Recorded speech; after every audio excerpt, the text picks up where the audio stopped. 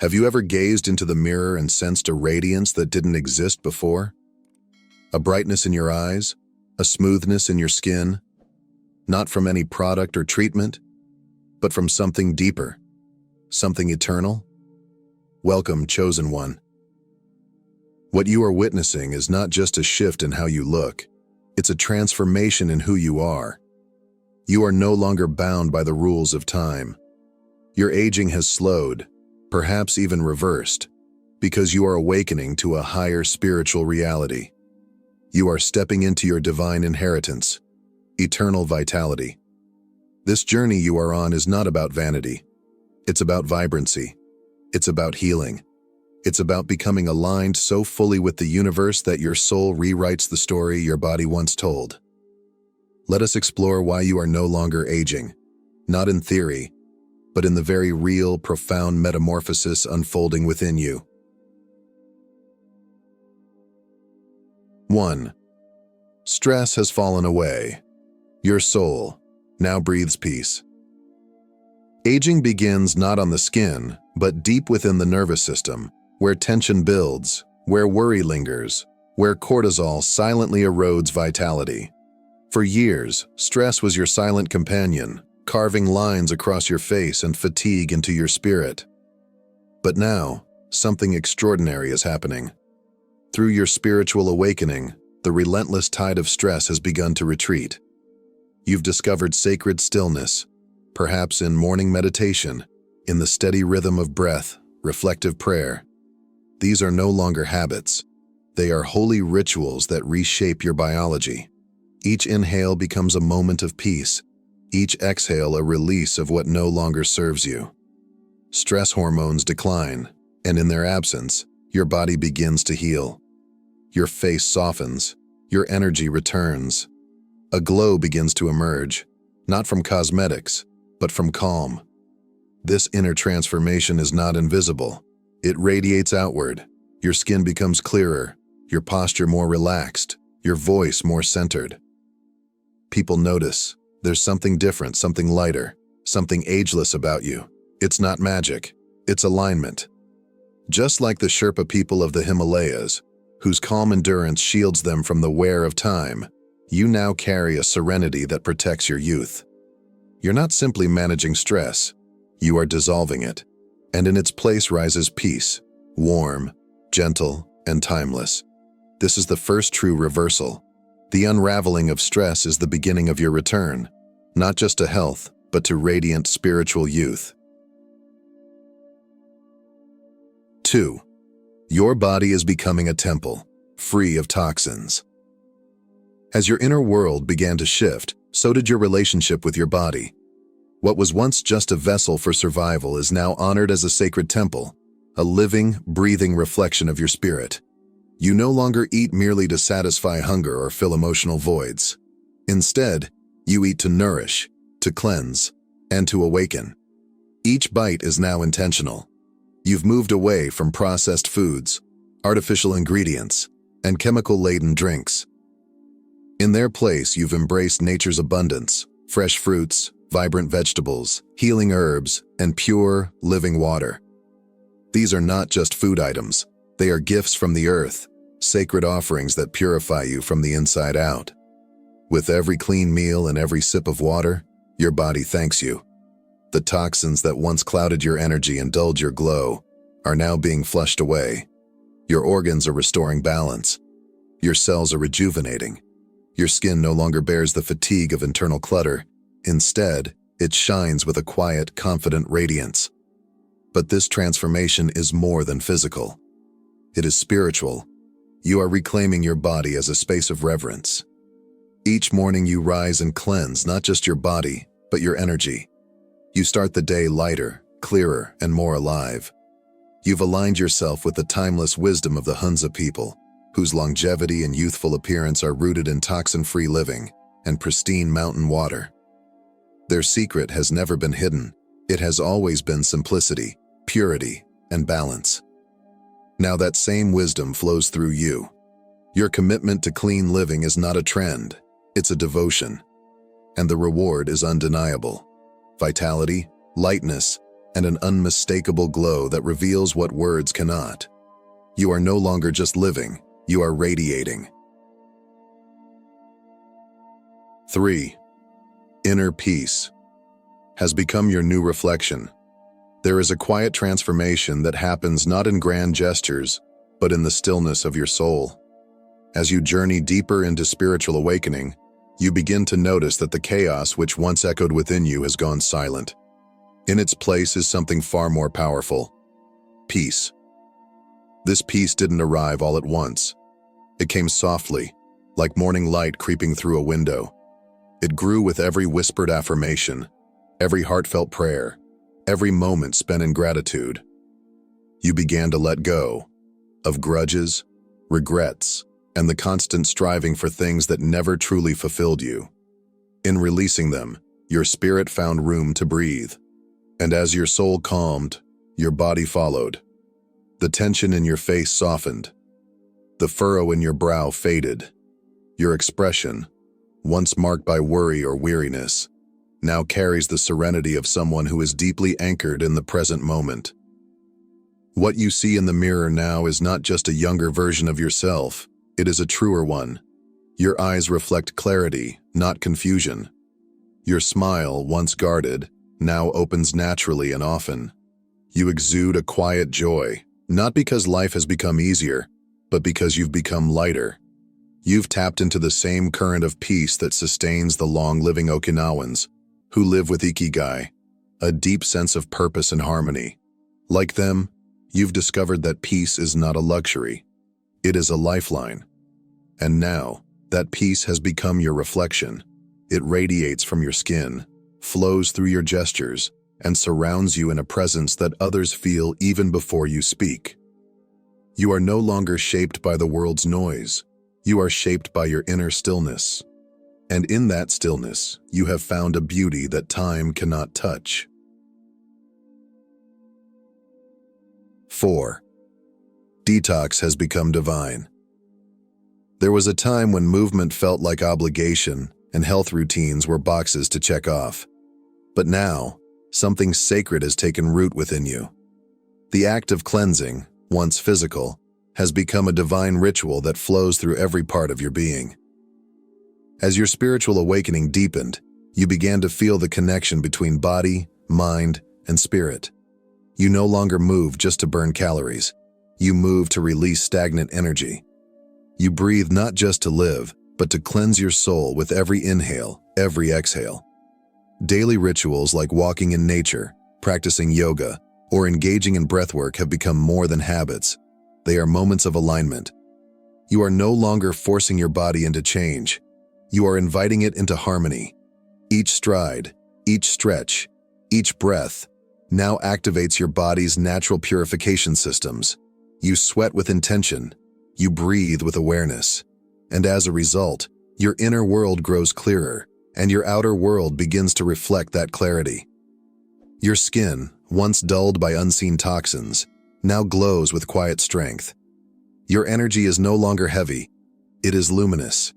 You move through life with the grace of someone who is deeply in tune with their essence, like the people of Sardinia who integrate clean eating and daily movement into their long, vibrant lives. You've made detoxification a way of being. It's not a temporary reset. It's a lifestyle of reverence. Through this divine cleansing, your body becomes lighter, your mind sharper, and your spirit more vibrant. And with each new day you are reminded, the more you release, the more you shine. Detox is no longer something you do. It is who you are becoming. 5. Your nutrients are now nectar for the soul. Food is no longer just fuel. It has become a sacred exchange between your body and the divine. With each mindful bite, you are no longer feeding just your physical form. You are nourishing your soul. This shift did not come through diet trends or nutritional fads. It came through awareness. You began to listen to your body's wisdom, choosing vibrant, life-giving foods that speak the language of healing. Bright fruits, leafy greens, whole grains, seeds from the earth, all are now received as blessings, not burdens. Because your energy is balanced, Your body absorbs nutrients with remarkable efficiency. What once passed through unnoticed now becomes vital elixirs, strengthening every cell. Your hair grows thicker, glossier. Your nails become resilient. Your skin glows with renewed clarity. These are not surface-level changes. They are reflections of deep inner replenishment.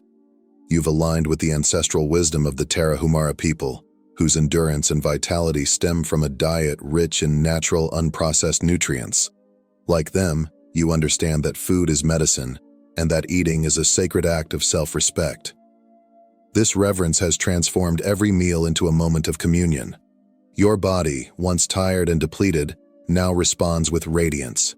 You are not just nourished, you are revived. What you consume now becomes a mirror of who you are becoming, vibrant, balanced, and eternally youthful from the inside out. 6. Your senses are awakened to a new world. As your spirit awakens, so too does the way you experience the world. The ordinary has become extraordinary. Colors feel more vibrant, sounds more layered, and even the air around you seems charged with quiet electricity. Your senses, once dulled by distraction, are now alive with presence. This shift isn't simply biological. It is the natural consequence of living in alignment. As you've cleansed your body and quieted your mind, space has opened within you. And in that space, your perception has sharpened. You walk more slowly now, not out of lethargy, but because you feel the earth beneath your feet. You notice the texture of the breeze, the melody of birdsong, the subtle warmth of sunlight on your skin. Every moment whispers with sacred detail. This sensitivity keeps your mind agile and your body responsive. It enhances your awareness of others, deepens your intuition, and grounds you in the present like never before. You're no longer just observing life, you are communing with it. Like the sand people of the Kalahari Desert, whose legendary tracking abilities come from an almost supernatural connection to their surroundings, you too have tapped into an ancient way of being, attuned, alert, and fully awake. This heightened awareness does more than just enrich your experiences. It preserves your youth. A mind engaged, a body attentive, a soul alive. These are the qualities that keep aging at bay and vitality flowing strong. Through your awakened senses, you've rediscovered wonder. And in that wonder, you remain forever young. 7. You have released the shadows of the past. There was a time when you carried your pain like armor, quiet, unseen but unbearably heavy.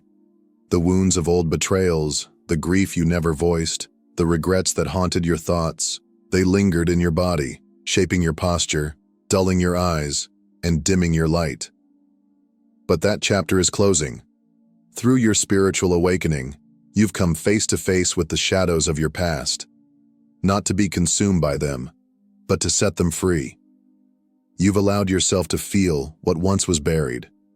In the sacred spaces of journaling, reflection, and vulnerable conversation, you've poured out what no longer serves you. And with every tear shed, with every truth spoken, a layer of weight has lifted. You are not your wounds. You are the healer rising from them. This emotional release is not just therapeutic, it's transformative. Your body, once tightened by silent sorrow, now moves with ease. Your face, once hardened by emotional strain, softens. And most remarkably, your eyes, once dulled by pain, now sparkle with clarity. They shine with the brilliance of someone who has reclaimed their light, like the Cuero shamans of Peru whose luminous gaze reflects deep inner peace and spiritual cleansing. You too radiate the freedom that comes from true healing. Their eyes are known as windows to the soul, and now so are yours. The past no longer defines you. It has refined you. With each release, you step further into your essence, unburdened, radiant, and eternally renewed. 8. Energy shifts. Now harmonize your body. As you journey deeper into spiritual alignment, you've begun to notice subtle changes within, fluctuations in your energy, shifts in your mood, even changes in your physical form. These aren't random. They're sacred. They are signs that your body is responding to a higher frequency, adjusting to the flow of divine energy moving through you. Some days you feel light, almost weightless, as if gravity itself has softened. Other times your body holds more water or your appetite shifts. Rather than resisting, you've learned to listen. You understand now that these are not setbacks, they are recalibrations. Your body, like a finely tuned instrument, is being retuned to match your spirit. This energetic harmonization is supported by the sacred movements you now embrace. Tai Chi, Qigong, mindful walking, intentional breathing. Each motion becomes a conversation with the universe. Each breath balances yin and yang, restoring your internal flow. You are no longer merely exercising. You are dancing with the cosmos. Just as the Sufi mystics whirl to align themselves with divine energy, emerging refreshed, vibrant, and centered, you too are learning the sacred art of inner balance. Their graceful ceremonies lead to physical longevity and spiritual clarity. And now, that same balance flows through you. With every energy shift, your system becomes more efficient. Your skin glows. Your body feels lighter. Your mind is steady and clear.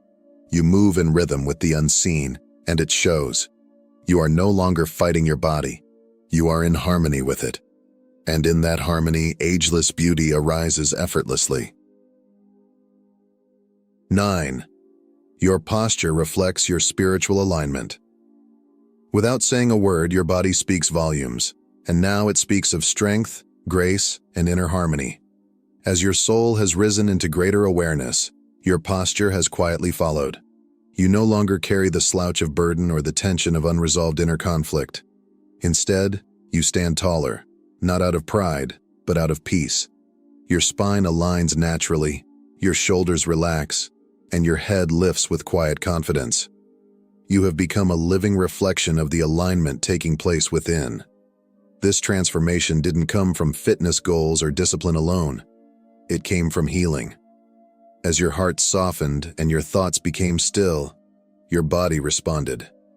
Every stretch in your morning yoga practice, every moment spent in mindful breathing, every gentle reminder to sit with dignity, these have slowly sculpted your physical form into a temple of equilibrium. The way you carry yourself now is sacred.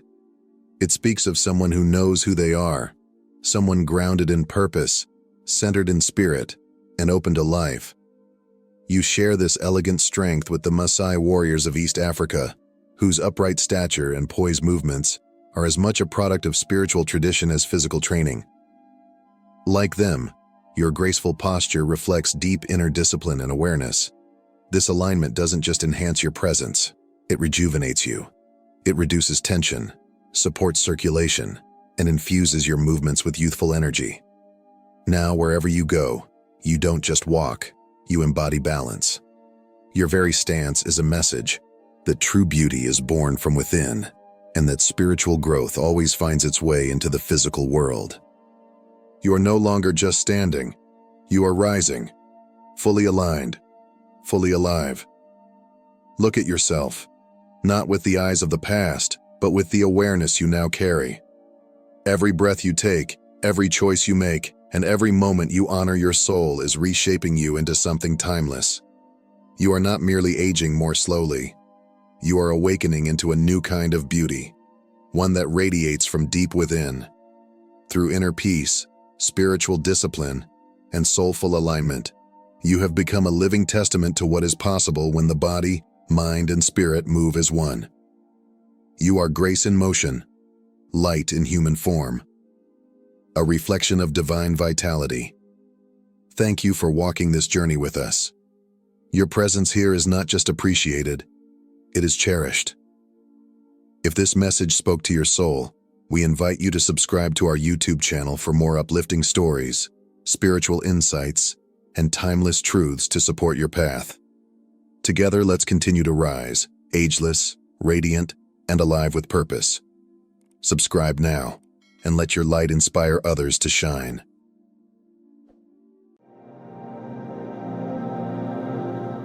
There are no accidents in the divine plan. If this message found its way to you, it's not because of an algorithm. It's because destiny has a way of sending signals when your soul is ready to awaken. You didn't stumble across this. You were summoned. There's a deep and ancient truth written into the very fabric of the universe. Nothing powerful is born without pressure, and nothing chosen walks through life without resistance. The more light you carry, the more shadows you attract. But not everyone survives that contrast. You did. And now you're here. Not broken, but battle-tested. Not lost, but chosen. Let's begin this journey together. It's not just a message. It's a reflection of everything you've been feeling but couldn't put into words. From the earliest moments of your journey, something about you is different. You didn't fit in, and no matter how hard you tried, blending into the background never felt natural. That's because you weren't made to fade into the crowd. You weren't crafted for mediocrity. You were never ordinary. You've always carried something deeper, something heavier, a calling, a presence, a light that can't be easily ignored. And while others may have coasted through life, you've felt the weight of being different. But what you once saw as a burden was, in truth, a sacred signature of purpose. Ordinary lives don't shake atmospheres. Ordinary hearts don't carry the kind of fire that shifts generations. But you do. That's why life hasn't always been kind. Because the chosen path is rarely the easy one. It's the road carved through resistance, through rejection, and through refinement. And while some seem to rise with applause, your growth came in silence. Alone. In rooms where no one clapped, but heaven took notice. And as you continued to grow into your calling, something else began to happen. People started to leave. You held on with everything you had. You poured your love, your energy, your loyalty into people who couldn't see your worth. You chased doors that slammed shut, cried over opportunities that slipped through your hands, and wondered if the losses meant you weren't enough. But here's the truth. What left your life was never meant to stay. That relationship you gave your heart to, it couldn't carry your future. That opportunity you lost sleep over, it would have misaligned your destiny. Sometimes rejection is not cruelty. It's compassion in disguise. It's divine interference, saving you from what your heart wanted but your soul didn't need. You see, when you're chosen, not everyone can walk with you. Your future demands clarity, and clarity requires separation. So the exits you thought were your downfall were actually your deliverance. The universe heard conversations behind closed doors you never did. It saw the hidden motives, the quiet jealousy, the subtle sabotage, and it removed what you didn't have the strength to let go of. Let them go. Let what was never yours fall away without guilt. Because what's coming will recognize you instantly. You won't need to prove, to beg, or to break yourself to fit. The ones who are meant to be in your life won't be confused by your value. And that's exactly why so many couldn't get close to you, why certain relationships couldn't last, why you often felt like you were on the outside looking in. It's not because you were broken, it's because you are sacred. What is sacred must be protected. A diamond isn't placed on the sidewalk for anyone to grab. It's guarded, kept safe, cherished. And that's how heaven views you. When people mishandled you, it wasn't because you were too much. It was because they didn't have the capacity to honor you. They approached your spirit with dirty hands, not realizing the purity of what they were touching. And each time someone tried to use you, abuse you, or reduce you, life didn't punish them immediately, but it did take notes. The more sacred your purpose, the more protection you need. You weren't being left out. You were being guarded. While others focused on looking good, you were being prepared for something greater. That's why some people had to leave. It wasn't rejection, it was protection. No, your journey hasn't been easy. But truthfully, it's the pain that shaped your strength and built the fire inside you. You asked, why did it hurt so much? But the real question is, how else would the fire in you be forged? The heartbreaks, betrayals, lonely nights, and unanswered prayers, they weren't random. They were your refining fire. Because when God crowns a person, He first tests their heart. When the universe is preparing someone to lead, It puts them through seasons that break their ego, sharpen their vision, and strip away everything fake. You didn't suffer because you were weak. You suffered because strength was being carved into you. You didn't fall apart, you fell into place. Each crack in your heart became a channel for your light to shine through. Every wound gave birth to wisdom. And now, you don't just carry a message, you are the message. A living testimony that pressure doesn't destroy the chosen. It prepares them. So if you felt pain, if you felt like everything was falling apart, know this: it wasn't. It was falling into divine alignment. Can you feel it? That silent pull, that quiet but undeniable sense that something is changing, not just around you, but within you. It's not anxiety. It's not coincidence. It's alignment. You are standing at the edge of something monumental, and the ground beneath you is shifting. But this transformation didn't happen overnight. It's been building. Slowly, silently, sacredly. Every tear you cried in private, every setback you thought would break you, every night you whispered, "Why does it have to be this hard?" It was part of a greater story being written in the unseen. You see, the shift always begins in silence, because what's truly powerful never needs to announce itself. It simply arrives, ready. And this quiet rising, explains why the attacks have intensified. Because you don't walk like everyone else. You don't chase attention, yet somehow it finds you. You move with humility, but your presence speaks louder than pride ever could. That's what the Daniel anointing looks like. It's not about being loud. It's about being aligned. Daniel wasn't flashy, but even kings took notice. And so did the snakes. The same favor that promotes you is often the very thing that provokes others. Your growth exposes their stagnation. Your peace reveals their chaos. And your obedience?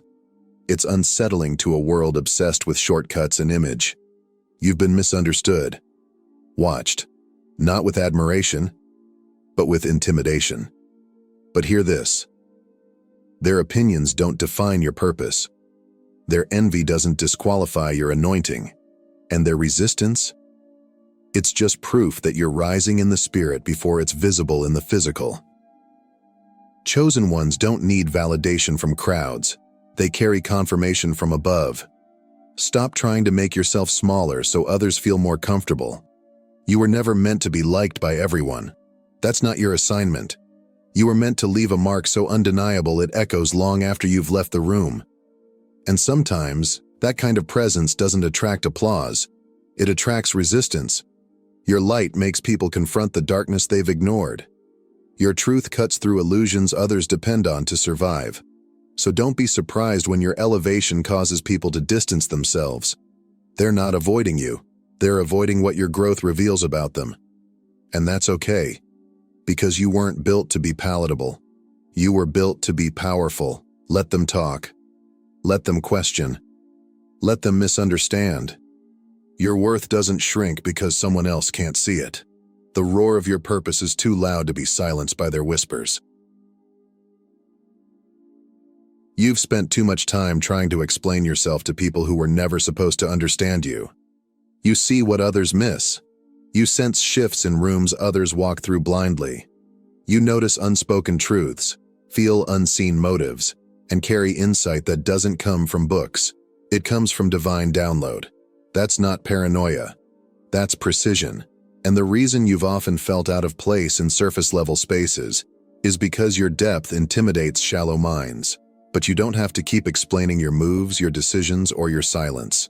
Chosen ones operate by spiritual radar, not public opinion. You were given a vision not everyone was meant to see, so stop translating it into a language they refuse to learn. Your obedience is enough. Your discernment is protection. And your distance? It's often the clearest sign of wisdom. You may look at others who seem more skilled, more connected, more applauded, and wonder, why not me? But what you don't see is that while talent might open doors, only obedience keeps them open. Obedience is showing up when you're tired. It's trusting the process when nothing makes sense. It's staying humble in silence when your heart screams for recognition. And that, right there, is what separates the chosen from the called. The world celebrates talent, but heaven honors obedience. Your breakthrough won't come because you were the loudest or the most polished. It'll come because you listened, because you waited, because you stayed true when no one was watching. And in a world that idolizes speed, your quiet consistency has made you unstoppable.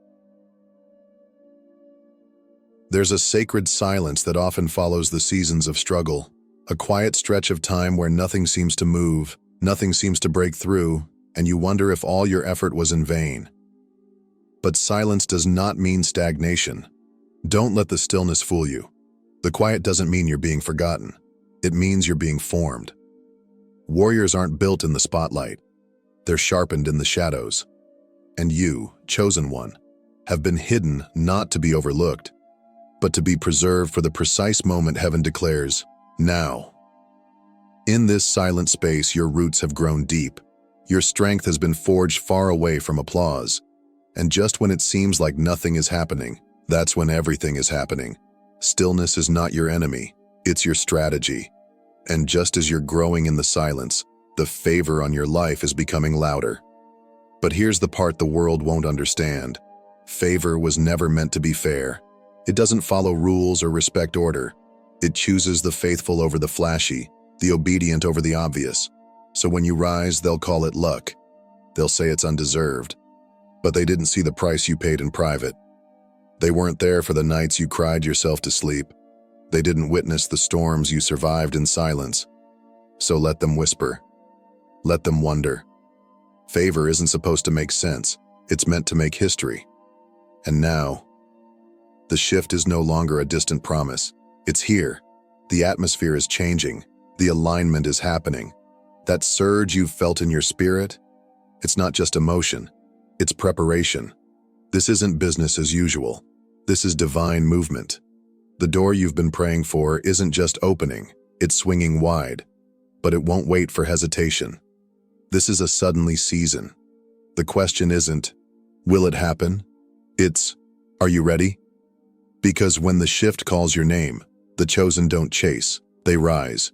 You were never random. You were always marked. Everything they used to bury you only proved how fireproof you are. Every detour, every disappointment, every dark night, none of it was in vain. Now, you are stronger, sharper, clearer, and the shift isn't just coming, it's already begun. This is your announcement, your alignment, your activation. You were not just chosen, you were made unstoppable. If this message spoke to your soul, thank you for sharing this moment with us. Your presence here matters. Subscribe to this channel so you never miss what's divinely meant for you. And if you're ready to step fully into your purpose, drop "I'm ready" in the comments. Your journey is just beginning. Let's rise together.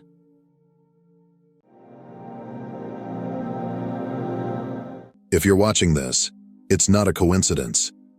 You were led here by something greater, by a feeling, a pull in your spirit, a restlessness you couldn't explain. You've likely sensed a shift around you, something unseen yet undeniable.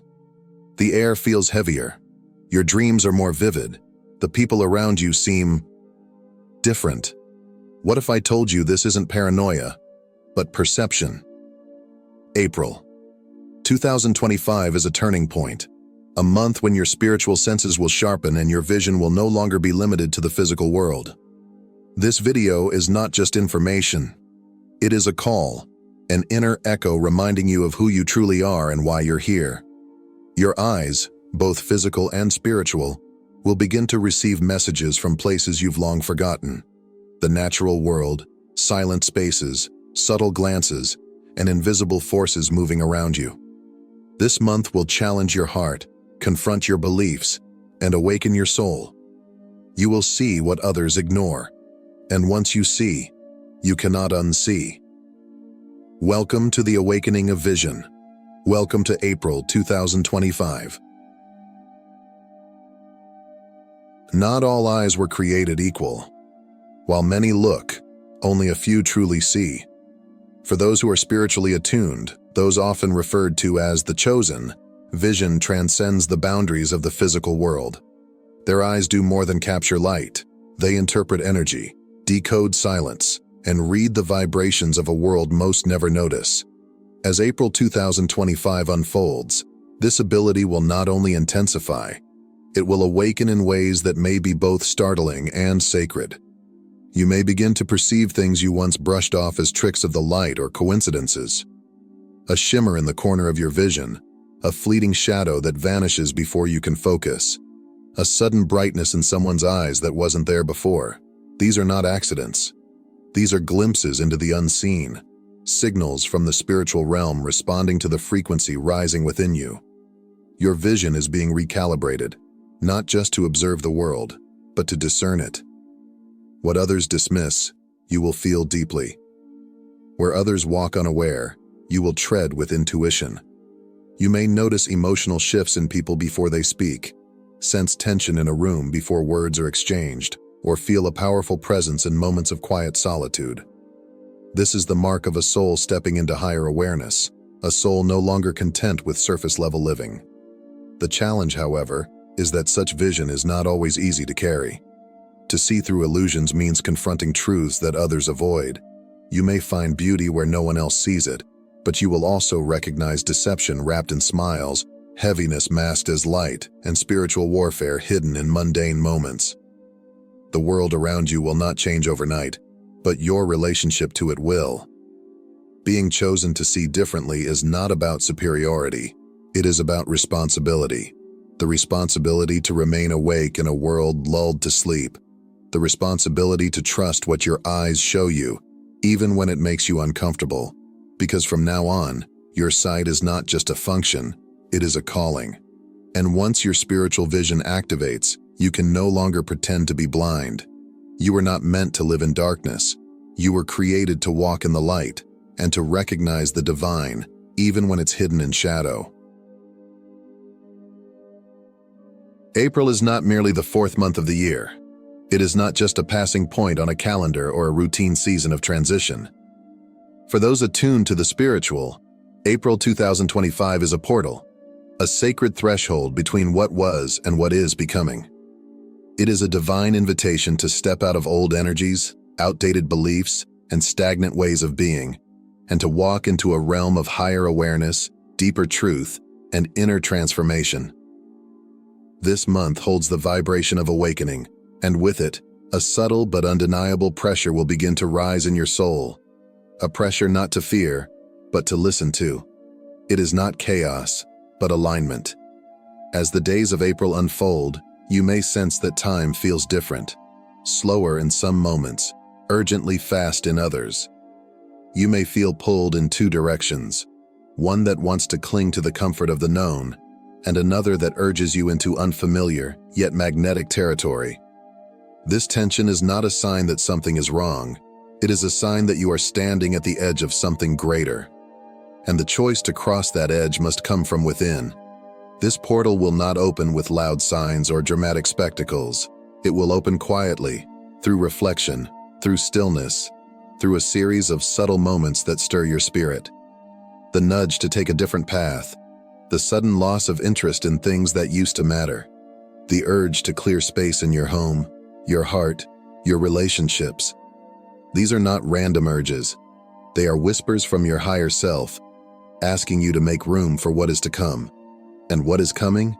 Truth, clarity, realignment with your soul's purpose. But with truth comes the shedding of illusion, and with clarity often comes discomfort. You may be asked to release versions of yourself that no longer serve your becoming. You may be led to face aspects of your life you've kept hidden even from yourself. The portal of April does not open to everyone. It opens to those who are willing to walk through with open eyes, open hearts, and open hands. Because once you step through, there is no going back. But there is also no greater freedom than living in truth. Nature has never stopped speaking. It is we who forgot how to listen. In April 2025, that silence will break. The natural world, always alive and humming with divine intelligence, will become one of the clearest and most profound channels through which messages are delivered to the spiritually awakened. For those whose inner eyes are opening, trees, winds, birds, and even light itself will begin to speak a language beyond words, a language of symbols, sensations, and sacred synchronicity. You may find yourself drawn inexplicably to certain places in nature, a quiet tree that seems to offer peace, a patch of sunlight that feels like a blessing, a gust of wind that arrives in perfect harmony with your thoughts. These aren't coincidences. They are spiritual responses, confirmation that something beyond the visible is engaging with you, walking with you. Pay attention to these encounters. A bird landing nearby and locking eyes with you, a dog barking in the presence of someone you weren't sure about, or a sudden downpour as you wrestle with a decision. These are signs. They are not random events.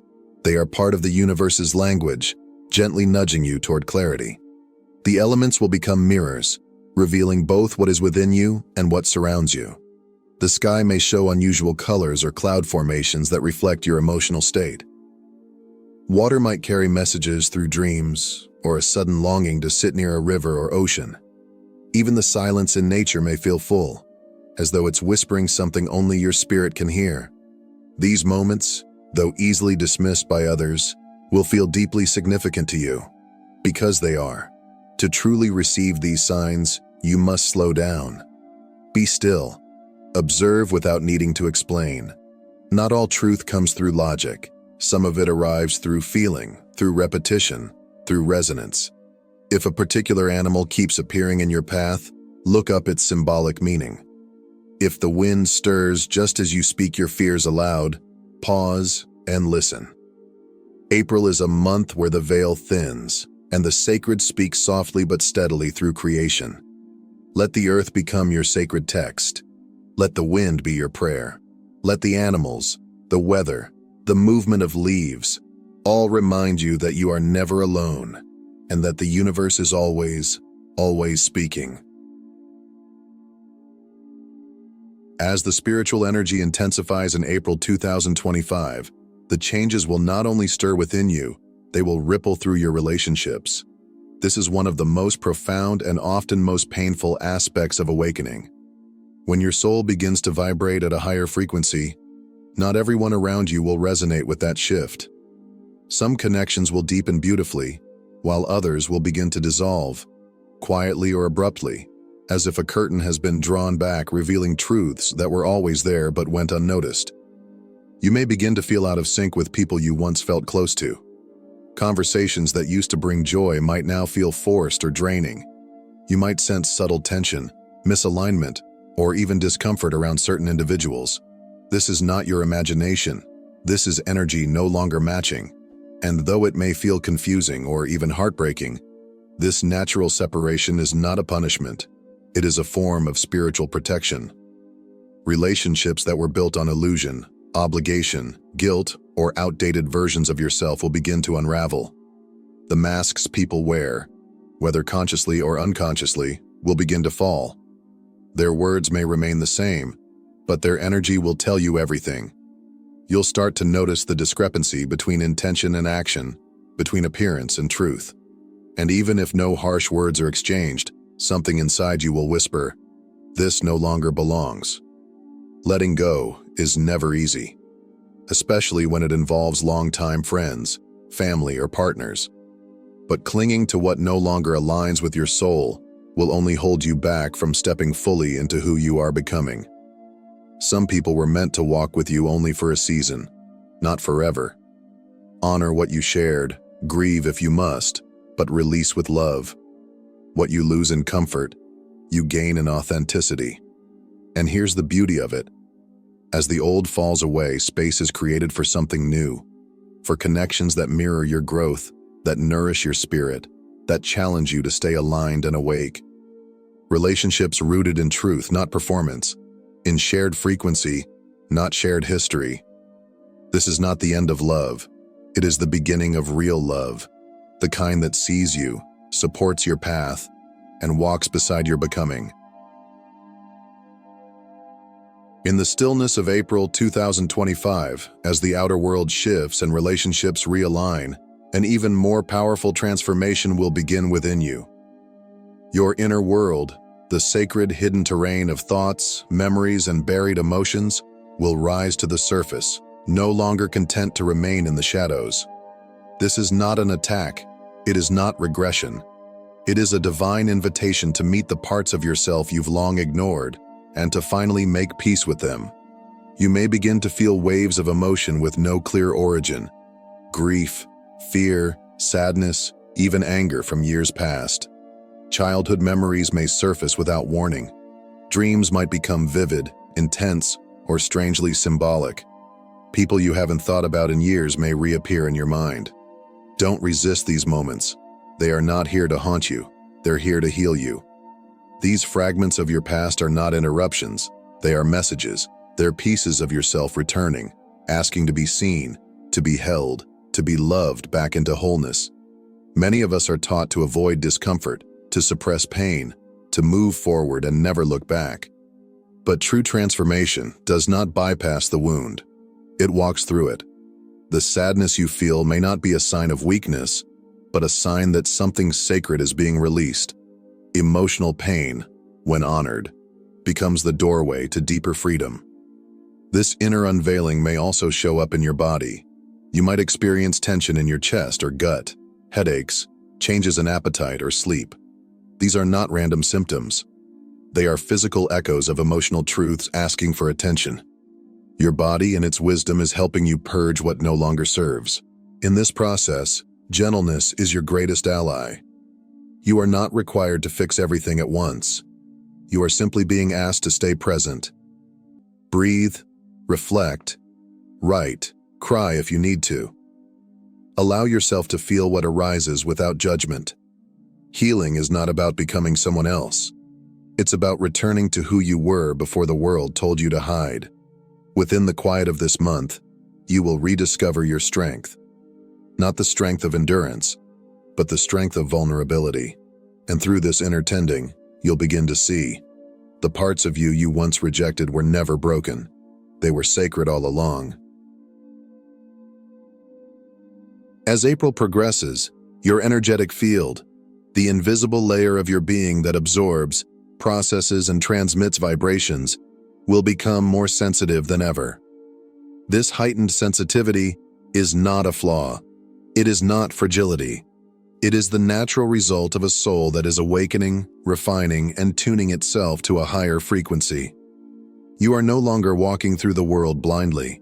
You are feeling it, reading it, responding to it with a depth of awareness that many have not yet touched. You may find yourself suddenly exhausted after social interactions, even with those you love. You might walk into a room and instantly feel heavy, uneasy, or out of place, without knowing why. Certain conversations may feel empty or overstimulating, even painful. Crowds may overwhelm you. Sounds might feel louder. Lights too bright. This is your energetic body alerting you. Something has changed. You are no longer able to tolerate environments, people, or patterns that drain your spirit. What you used to ignore or endure now feels unbearable, not because you've grown weaker, but because you've grown clearer. Your soul is rejecting what no longer serves it, and your body is responding with truth. Honor that response. This isn't a call to isolate, it's a call to listen. Solitude, quiet spaces, nature, deep breathing, meditation. These will become sacred tools, helping you reset and restore. Not because you are escaping, but because you are recalibrating. In a world that often rushes and numbs, your sensitivity is a sacred rebellion, a signal that you are moving in harmony with your inner truth. It's important to protect your energy now, not in fear, but with intention. Not everyone or everything is meant to walk with you in this season. That's not judgment, it's discernment. Begin to notice what expands you and what contracts you, who leaves you feeling seen and who leaves you feeling small, where your energy flows freely and where it withers. Your sensitivity is not a burden. It's a gift, a compass, a guidepost leading you back to what is real.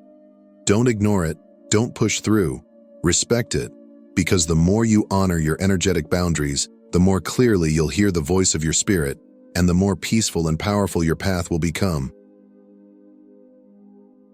Though the path of awakening can feel isolating at times, you were never meant to walk it alone. As your inner world transforms and your vision sharpens, you may notice something quietly miraculous beginning to take shape. A new community, one not built on proximity, but on soul resonance, will start to form around you. This is not a community of convenience. It is a sacred gathering of like-hearted souls, drawn together by unseen threads of shared purpose, mutual recognition, and spiritual alignment. These people may enter your life in unexpected ways. A brief conversation with a stranger that leaves a lasting impact. A book recommendation that leads to an important connection. A name that keeps surfacing until you finally pay attention. You'll begin to notice synchronicities, gentle nudges from the universe guiding you into encounters that feel strangely familiar, as if you've known these individuals before, perhaps in another lifetime. And perhaps you have. This community will not be based on appearances, status, or social performance. It will be rooted in truth, energy, and inner knowing. You will feel it in your body, a sense of safety, of recognition, of peace. In their presence, you won't have to explain your journey, your visions, your sensitivity. They will simply understand, because they too have walked through fire to stand in light. These connections will uplift you, challenge you, and remind you that your path, while personal, is part of something far larger, a collective awakening. The loneliness you once felt will begin to fade, not because you've returned to the crowd, but because you've found your soul family. And within this sacred circle, you'll experience the power of shared intention, of spiritual collaboration, of hearts beating to the same quiet rhythm. Do not rush this formation. Let it happen naturally. Trust the timings, trust the intuitive pulls, trust the soft yes your spirit gives when you meet someone who feels like home. This new community will not replace your journey. It will strengthen it. Together you will hold space for one another. Together you will rise. Because in this new world we are entering, no one ascends alone. And as you step more fully into your truth, you will see the right people will arrive, not to complete you, but to remind you that you were never alone to begin with. April 2025 will not be easy, but nothing truly transformative ever is. This month is not meant to break you, but to remake you. Not to punish, but to purify. What your eyes begin to see, both in the world around you and deep within yourself, will stretch you, challenge you, and ultimately free you. This is the season where illusions fall away, where masks dissolve and where truth steps forward, raw and unfiltered. There may be endings, but with every ending comes sacred space for a new beginning, a new vision, a new alignment with who you were always meant to be.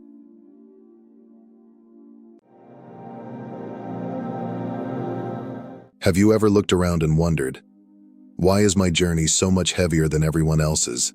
You try to walk in righteousness. You strive to obey. You pursue God with a sincere heart. Yet somehow, the road seems lonelier, the storms more violent, and the nights longer. This isn't coincidence. This is the sacred cost of being chosen. There is a mystery to divine selection. While the world glorifies blessings as ease and abundance, those truly chosen by God walk a path marked by fire, pruning, and silence. Not because God has forgotten them, but because He is forming them. What you're feeling, this tension in your spirit, the weight you carry in silence, the invisible war waged within you, is proof that heaven has marked you. In this message, we will explore 5 profound pains that only those who are truly called and chosen by God experience. These are not punishments, they are preparation. And by understanding them, you will begin to see your pain not as a curse, but as a holy assignment. Stay with me until the end, because if you identify with what I'm about to share, it's not just confirmation, it's your awakening. Pain 1. The silent sting of rejection. Rejection is one of the most confusing and heart-wrenching pains that the chosen ones experience. Not because they've done anything wrong, but precisely because they are becoming who God has called them to be. It comes quietly, often without warning or explanation. One day, the friend who used to call daily goes silent. Family members begin to pull away, offering polite smiles but cold distance. Colleagues who once laughed with you now keep their conversations short. You replay your interactions, wondering, did I say something wrong? Was I too distant? But deep inside, you sense that this is not a social issue. It's a spiritual shift. It's not about what you've done. It's about who you're becoming. As your intimacy with God deepens, your spiritual light begins to shine brighter. And that light, though pure and holy, can feel like exposure to those who are still comfortable in the shadows. You didn't change to push people away.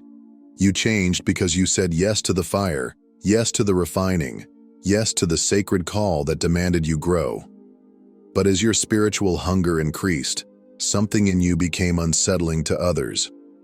Your presence convicts, not through judgmental words, but through quiet integrity. And when people are unwilling to confront their own stagnation, they often choose distance over transformation. That's why rejection is not always personal. Many are not rejecting you. They are rejecting the reminder of the God they've been avoiding. Even Jesus wasn't exempt from this pain.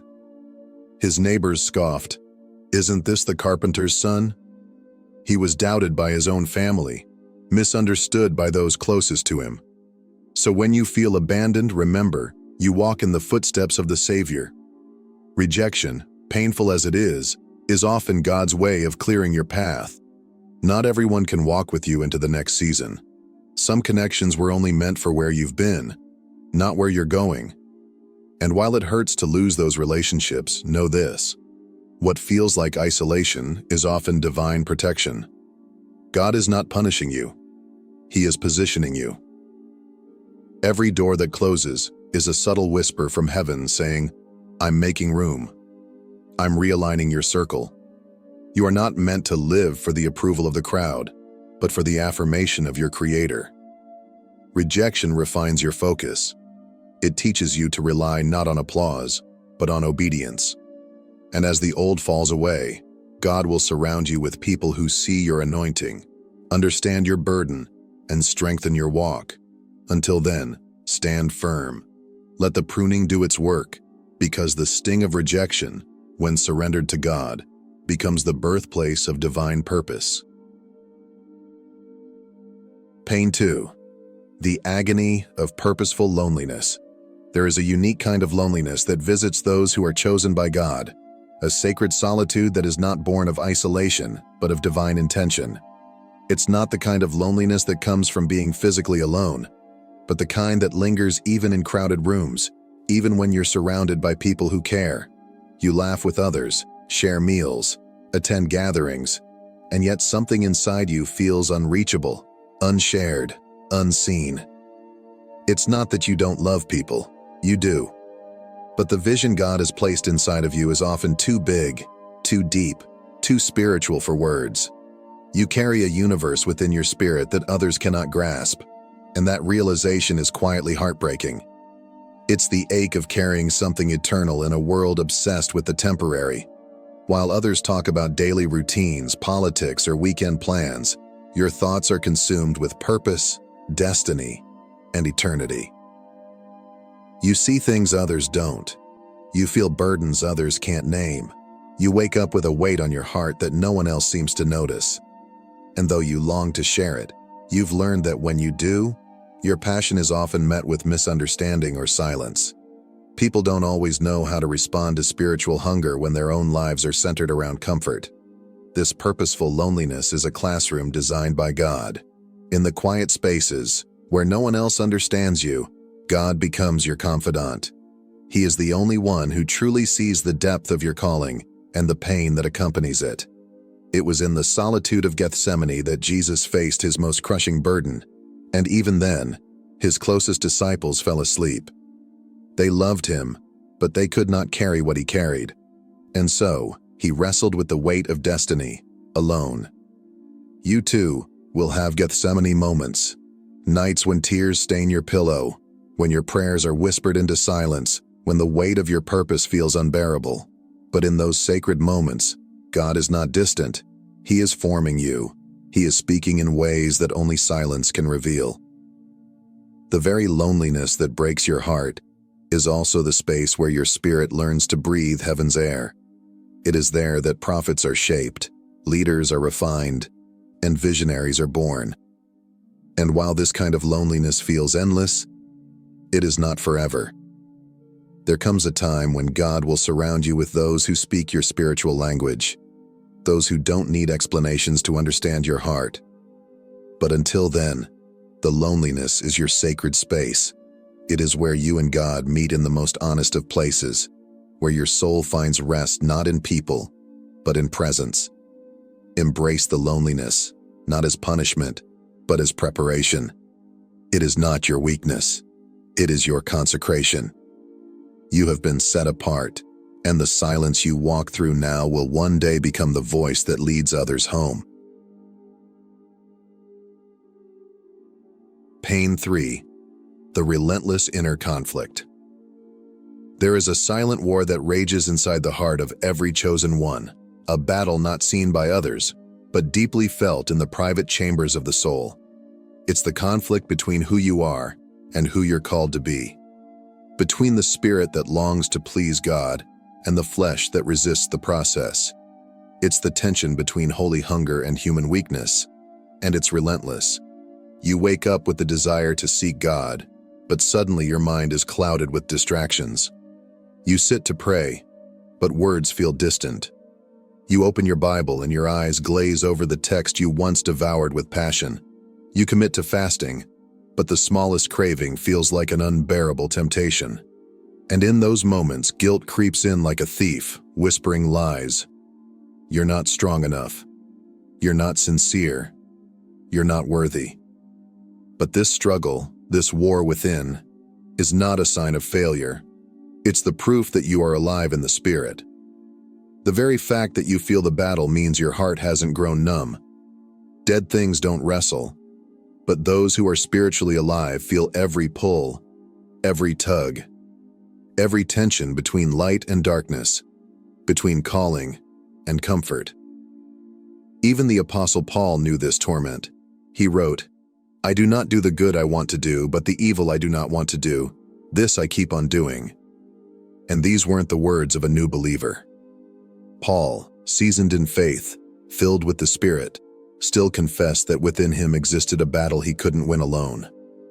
That's the mark of the chosen, not perfection, but sensitivity, a heightened awareness of sin, a deeper grief over compromise, an ache to please God that grows heavier the closer you get to Him. The enemy sees your potential. He knows your purpose. And so, he tailors temptations with precision. If you're called to speak truth, your voice will be attacked through fear or slander. If you're called to lead, pride will test your humility. If your anointing is worship, you'll battle performance and vanity.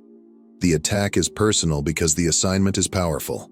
What makes this war even more painful is looking around and seeing others who seem unbothered, unaffected, as if they've reached a peace that constantly evades you. But peace without battle is often a sign of surrender, not victory. The absence of struggle doesn't always mean strength. It may mean someone stopped fighting. You, on the other hand, are still wrestling, still resisting, still reaching. God does not ask you to be flawless. He asks you to be honest. When you fall, rise quickly. When you're weak, cry out for grace. Each battle you fight chips away at pride and builds a foundation of real, lasting humility. You're not called to win every moment. You're called to stay in the fight. And with each internal victory, the image of Christ is carved deeper into your soul. This conflict is not your defeat. It is your refinement. Pain. 4. The crushing weight of renunciation. One of the deepest and most difficult pains the chosen must endure is the quiet, aching weight of renunciation. It's not always a dramatic act, nor is it always visible to others. Often it begins with the smallest whispers from God, gentle nudges in your spirit that something you once enjoyed no longer fits where He's taking you. A song that once uplifted you now unsettles your soul. A show you used to laugh at now offends the sensitivity the Holy Spirit is cultivating within you. A friendship that once felt life-giving now drains your purpose. These are not always sinful things. Many of them are good, harmless by the world's standards. But for the chosen, they become distractions from the divine. And then come the heavier sacrifices. The good job with a stable salary that no longer aligns with your calling. The relationship filled with love but not with vision.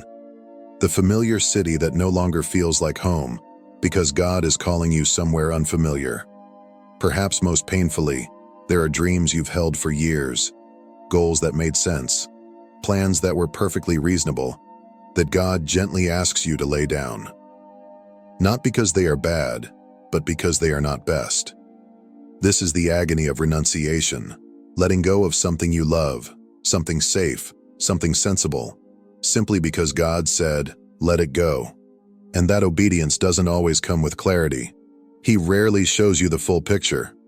More often than not, all you're left with is the sound of a door quietly closing behind you, and the whisper of God promising something greater just beyond your current reach.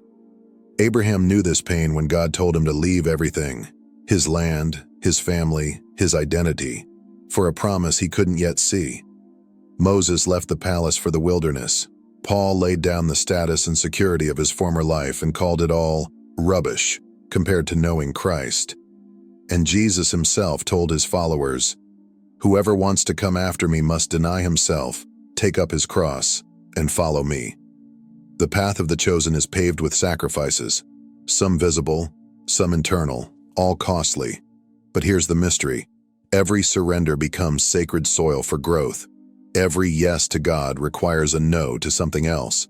And while it may feel like subtraction, it is divine multiplication in disguise. God is not cruel in asking you to let go. He's strategic. He's clearing space for something far more eternal, something you couldn't carry if your hands were still full of what once was. Renunciation isn't rejection, it's refinement. It's the evidence that you are being shaped for a glory that can't coexist with what you once called normal. So when God asks you to release what you love, trust that He's making room for what you were born to carry. And though the letting go may break your heart, what comes next will heal it in ways you never imagined. Pain 5. The long, unseen seasons of waiting. Perhaps the most silent and misunderstood pain of the chosen is the long, stretching season of waiting.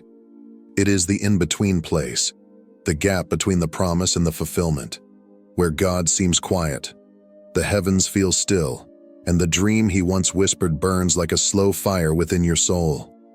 You remember when He spoke clearly, when vision came alive in your spirit, when His calling stirred something so powerful in you that you thought it would surely come to pass quickly. But days turned to weeks, weeks into months, months into years, and now all that remains is the echo of that promise and the growing ache of uncertainty. Waiting is not passive. It is a soul-deep wrestling, a sacred tension between faith and doubt. You pray, but the answers seem delayed. You obey, but the doors remain closed. You worship, but it feels like singing into silence. You try to be faithful, but the more time passes, the more tempted you are to believe you misunderstood God. Did I hear Him wrong? Did I miss my moment? Has He changed His mind about me? Meanwhile, you look around and see others advancing. Their prayers are answered swiftly. Their testimonies seem effortless. Their blessings arrive on schedule. And in the quiet of your heart, you wonder, why not me? Why is my process so long, so quiet, so hidden? This is the hidden furnace of the chosen. For what God is doing in you requires more than quick breakthroughs. It demands deep transformation.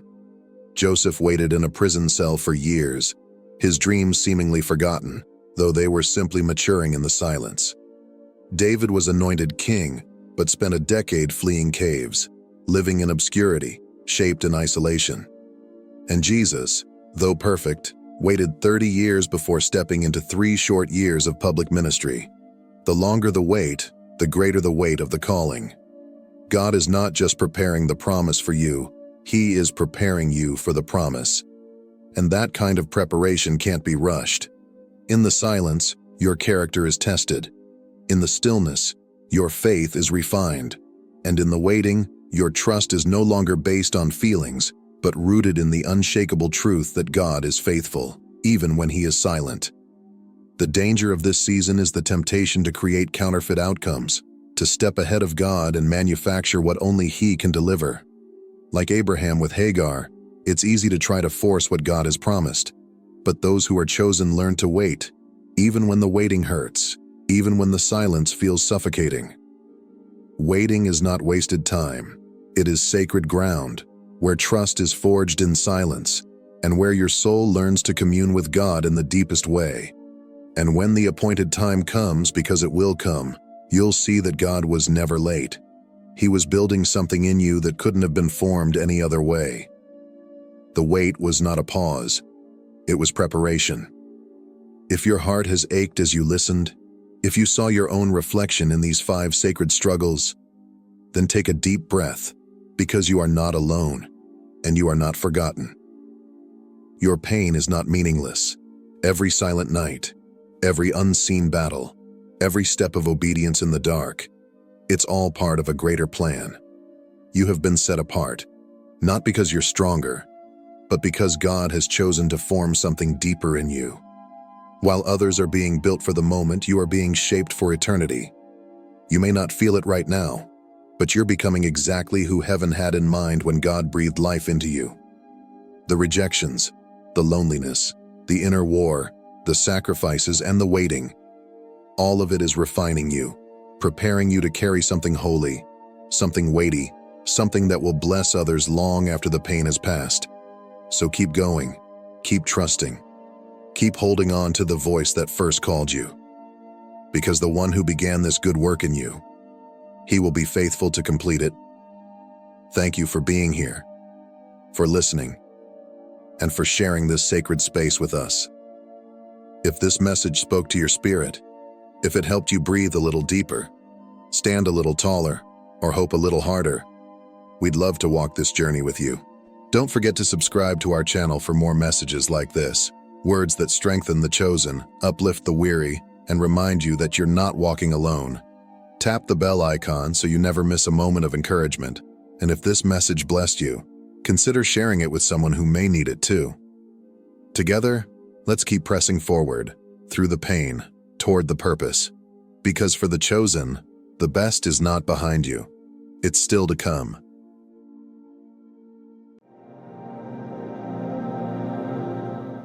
There are moments in life when something extraordinary happens, something beyond our comprehension.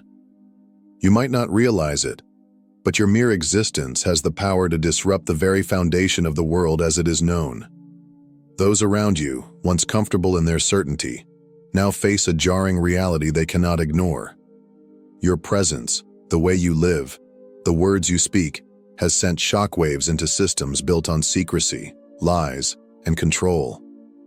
The time has come for the truth to rise and shine in a way the world has never seen. What is happening is not just a coincidence. This is divine orchestration. As one of God's chosen ones, you carry a light, a frequency that cannot be ignored, even by those who have been deeply embedded in a world of deception. You were never meant to see beyond the veil, but somehow you did. And in doing so, you've become an unwitting catalyst for a powerful awakening, one that will shake the very core of the agents entrenched in the system's falsehoods. For years, the agent lived a life dictated by duty, structure, and loyalty to a system that promised protection and order.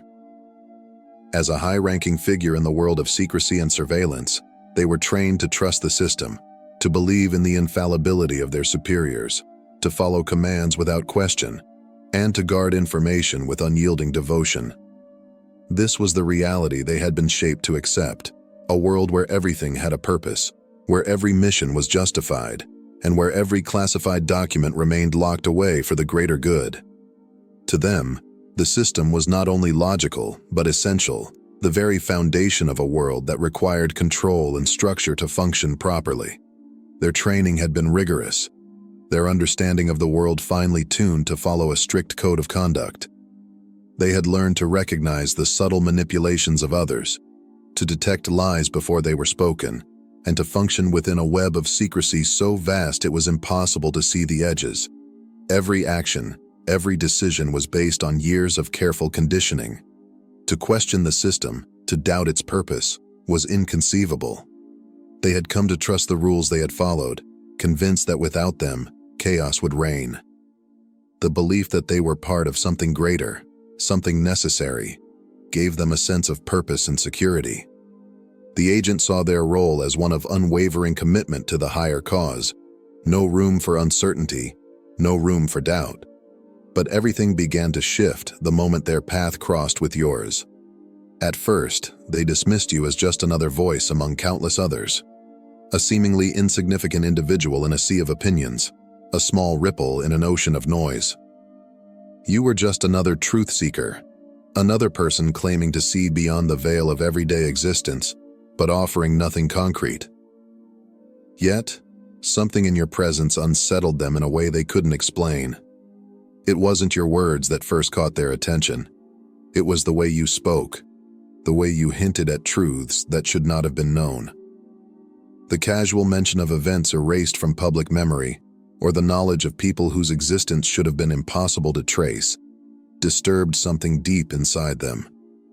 It wasn't long before this quiet disturbance grew into a more insistent question, one they had never before dared to ask themselves. What if I've been wrong? The thought, though small at first, lodged itself in their mind like a splinter. Unwelcome, but impossible to ignore. They had lived their entire life under the assumption that the world they served was just and unassailable. Yet the pieces of your words began to shift something in their perception. For the first time, they were forced to confront the possibility that everything they had believed, everything they had been conditioned to trust, could be a lie. This realization didn't come all at once. It was subtle, creeping into their thoughts when they least expected it. But with each new encounter, each new piece of information you shared, the veil of certainty that had once shielded their mind began to tear. And as it did, the agent's world was forever changed. The moment of doubt was undeniable, a pivotal shift in the agent's world. Until now, their beliefs had been rock solid, immovable like the walls of a fortress they had spent years building.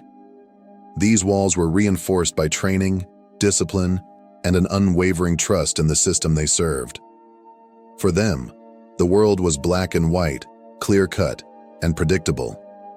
Every order had a purpose, every mission was justified, and every piece of classified information was locked away for a reason. There was no room for uncertainty, no space for questions. But now, as the doubt began to creep in, it cracked those walls open, allowing a single question to echo louder than anything they had ever known. Could this all be a lie? It was a question they had never allowed themselves to entertain, not in their years of service. But as their certainty began to crumble, so did their reliance on the very system they had pledged to protect. The foundation of their beliefs shook with a force that was impossible to ignore. For the first time, they realized that the world they had trusted, the world they had believed to be infallible, might not be what it seemed. The agent, now consumed with doubt, did what they knew best. They investigated. It was in their nature to search for the truth, to analyze, to uncover the facts that lay hidden in the shadows. They delved into classified documents, scoured reports, and cross-referenced every detail, determined to find evidence that would prove you wrong, to find the flaw that would expose you as a fraud. But what they uncovered instead sent shockwaves through their entire being. The carefully constructed narrative they had followed for years began to unravel before their eyes. The truths you spoke, truths that had once seemed disconnected, fragmented, slowly began to piece themselves together.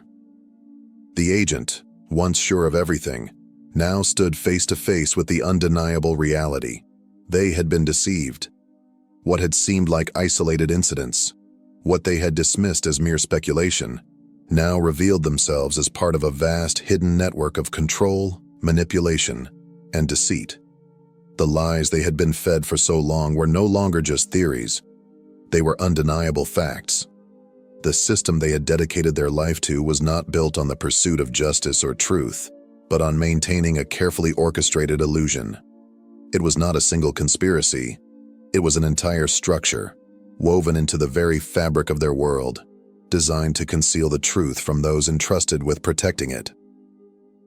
The agents' belief in the righteousness of their mission shattered as the truth began to dawn on them. They had been a pawn in a game far greater and darker than they could have ever imagined. This revelation did not come all at once. It was gradual, like a slow burn that intensified with every discovery, every hidden truth uncovered. But now the agent could no longer deny what was happening. They had crossed a line and there was no going back. The truth had revealed itself, and with it came the realization that everything they had known had been a lie. The agent, trained meticulously to detect deception and sift through layers of lies, had now stumbled upon a truth so profound, so undeniable, that it shattered the very lens through which they had viewed the world. Up until this moment, their understanding of reality had been clear-cut and structured, truths that were easy to grasp, facts that could be verified with precision. But now, as they looked deeper into the system they had once served, a terrifying realization dawned. The world was not as they had been taught to believe. It was corrupt, controlled, and manipulated from the highest levels, and the truths they had trusted were nothing but carefully constructed facades. What had once seemed like the natural order, their role in protecting the world, upholding the system's ideals, now felt like a cruel illusion. The truth had always been there, hidden in plain sight, but it was obscured by the complexity of the system that surrounded them. It was a labyrinth of lies, each turn leading further into deception, keeping them blind to the true forces at play. The distractions, the carefully woven narratives designed to mislead, had kept them from seeing what was right in front of their eyes. But now, as the pieces of the puzzle fell into place, the agent could no longer deny the staggering reality. They had been part of something far darker than they had ever imagined. This moment of revelation, this dramatic shift in perception, was not unlike the experience of the prophet Elisha's servant in 2 Kings 6:17. When the servant was terrified to see their city surrounded by an enemy army, Elisha prayed that his eyes would be opened, and suddenly, the servant's vision expanded. He saw what had been invisible to him moments before, the mountains filled with chariots of fire, the spiritual forces that surrounded them, ready to protect them. In that instant, the servant's understanding of reality was transformed. What he had thought was a hopeless situation was, in fact, a divine protection in the unseen realm. For the agent, their moment of awakening mirrored that of Elisha's servant. For years, they had operated within a system that appeared to be all-powerful, a fortress of control and order. But now, like the servant who saw the spiritual forces surrounding them, the agent's eyes were open to a truth that had always been there, hidden beneath layers of secrecy and manipulation. The reality they once trusted was no longer enough to hold them. The walls of certainty that had protected them for so long began to crumble, and they were forced to confront the overwhelming truth. The forces they had trusted and fought for were not working for justice, but to maintain control. This moment was both terrifying and liberating, a moment when everything the agent had known fell apart, and they were left to face a new, unfiltered reality. The scales had fallen from their eyes, and there was no going back. The truth had been revealed, and now the agent understood. They had been part of something much bigger than they could have ever imagined, and their path forward would no longer be defined by the lies they had once believed. This journey was no longer about uncovering corruption or exposing a criminal network. It was no longer confined to the physical realm of politics, power, or control. The agent, as they began to see beyond the veil of their previous beliefs, realized something far more profound was at play. This was a spiritual battle, a war between light and darkness, between truth and lies. The truths you had spoken were not merely about the systems of deception they had once served, but about something far deeper, something divine in nature. They were being forced to confront not just the corruption of the world, but the fundamental battle for the souls of mankind. For years, The agent had thought of their work as a logical, rational task, exposing and dismantling physical threats. But now, they saw the true nature of their mission.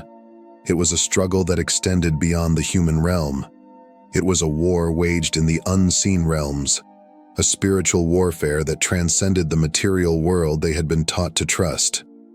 They began to understand that the forces they had been fighting for, those systems of control, secrecy, and manipulation, were part of something darker, something that had been manipulating truth for centuries. What had appeared as a clear-cut duty was, in fact, a much larger and more complex spiritual warfare.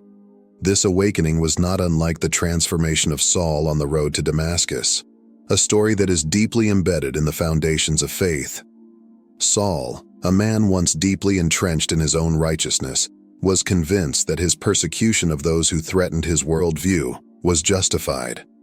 He believed that his actions were for the greater good, that his understanding of the world was unassailable. But in a moment of divine intervention, a blinding light struck him down, and Saul found himself face to face with the truth he had rejected for so long. He could no longer deny the reality that had been hidden from him. This moment of spiritual awakening, his literal blindness followed by a revelation that shattered his entire belief system, became the catalyst for his transformation into Paul, one of the most influential figures in history. The agent, much like Saul, was now standing at the crossroads of a similar awakening.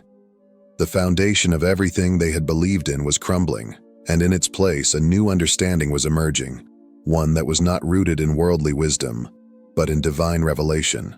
What had once seemed like an impenetrable truth was now revealed as a lie, and what had appeared as the natural order was now exposed as a carefully orchestrated deception. The agent was being stripped of their former understanding of reality, and in its place, they began to see a new world, a world governed not by the systems they had sworn allegiance to, but by forces that transcended human power. This was no longer just about fighting an external enemy. The agent was engaged in a battle for their very soul, a battle between the forces of darkness that had clouded their vision and the light of truth that was now beginning to guide them. As Saul's encounter with the divine light transformed him into Paul, the agent's journey of awakening was leading them toward a greater understanding, a deeper connection to the divine truth that had been concealed for so long. As the agent continued to dig deeper into the tangled web of deception, the pieces of the puzzle began to fall into place. The truth that had eluded them for so long was now painfully clear. You were no mere outsider. At first, the agent had dismissed you as just another voice in the wilderness, a whistleblower or perhaps a conspiracy theorist, someone who spoke of things beyond their grasp. But now, with each layer of truth they uncovered, it became increasingly evident. You were something far greater. You were not an accidental disruptor, nor a mere anomaly in their world. You were a divine messenger, sent not by chance, but as part of a much grander, divine plan. In that moment, the agent's perspective shifted. What they had once viewed as a disruptive force, something that didn't fit within the neat structure they had always known, was now revealed as a crucial part of a higher calling. Just as Joseph had been chosen to interpret Pharaoh's dreams and reveal hidden truths that would alter the course of history, so too had you been chosen to uncover a truth so powerful it would shake the very foundation of the world they thought they understood. Joseph's story in the Bible speaks of a man who, despite his circumstances and betrayal, was chosen to reveal a truth that saved nations. His ability to interpret dreams was not just a gift, it was a divine calling that set the stage for the fulfillment of God's plan. In a similar vein, your purpose was not accidental, it was predestined. You were not simply exposing secrets or stirring the pot with idle gossip. You were sent to shatter the illusions that had held the powerful in their grasp for centuries, to awaken minds that had long been asleep to the reality of the world. The agent now saw you through a new lens. What once seemed like an inconvenient truth was, in fact, a divine intervention meant to illuminate what had been hidden in the shadows. You were a disruptor of the highest order, one who had been sent to break through the fortress of lies that protected the powerful. But more importantly, you were a catalyst for awakening. Your presence alone had forced the agent to confront the unspoken truths they had once ignored. Now, they understood that you had been strategically placed in their path to reveal the deeper reality, a reality beyond the control of the systems they had once trusted. You were not there to simply expose flaws or weaknesses. You were there to awaken the slumbering minds within the system, those who had been bound by years of false teachings, manipulation, and lies. And as the agent stood at the precipice of this realization, they could no longer deny the truth. You were the chosen one, the messenger sent to awaken the truth in them all. Your mission was not just one of exposure, but of divine revelation, meant to shatter the illusions and illuminate the path for all who were ready to see. The agent, once a loyal servant of the system, now stood at the edge of a profound transformation. Their once unwavering faith in the system that had shaped their life was irrevocably shattered. No longer could they blindly accept the structures that had guided their every action, nor could they ignore the truth that had been laid bare before them. The loyalty, duty, and control they had long upheld as the pillars of their existence now seemed like mere facades, carefully constructed illusions meant to obscure the deeper reality. The agent had seen the truth, and in doing so, they were forever changed. In the wake of this revelation, the agents found themselves at a crossroads. The world they had known, the mission they had served, was no longer a clear path. They had been trained to trust in the system's righteousness, to believe in the orders they followed, and to protect the structures that govern society. But now, the very foundation of those beliefs has crumbled. The truth, the one they had tried to ignore, had forced them to confront something they were not prepared for. The undeniable fact that they had been a part of something far darker than they had ever imagined. The weight of this newfound knowledge pressed heavily upon them. They could no longer turn away from it. The question that now loomed over the agent was a simple yet profound one. What would they do next? Would they continue to serve the very system they had uncovered as corrupt, knowing the lies and manipulations that propped it up? Or would they break free from the chains of their past, choosing a new path aligned with the truth they had discovered? This decision was not an easy one. The agent had spent years living by the code of duty and loyalty. They had sacrificed much to uphold that code.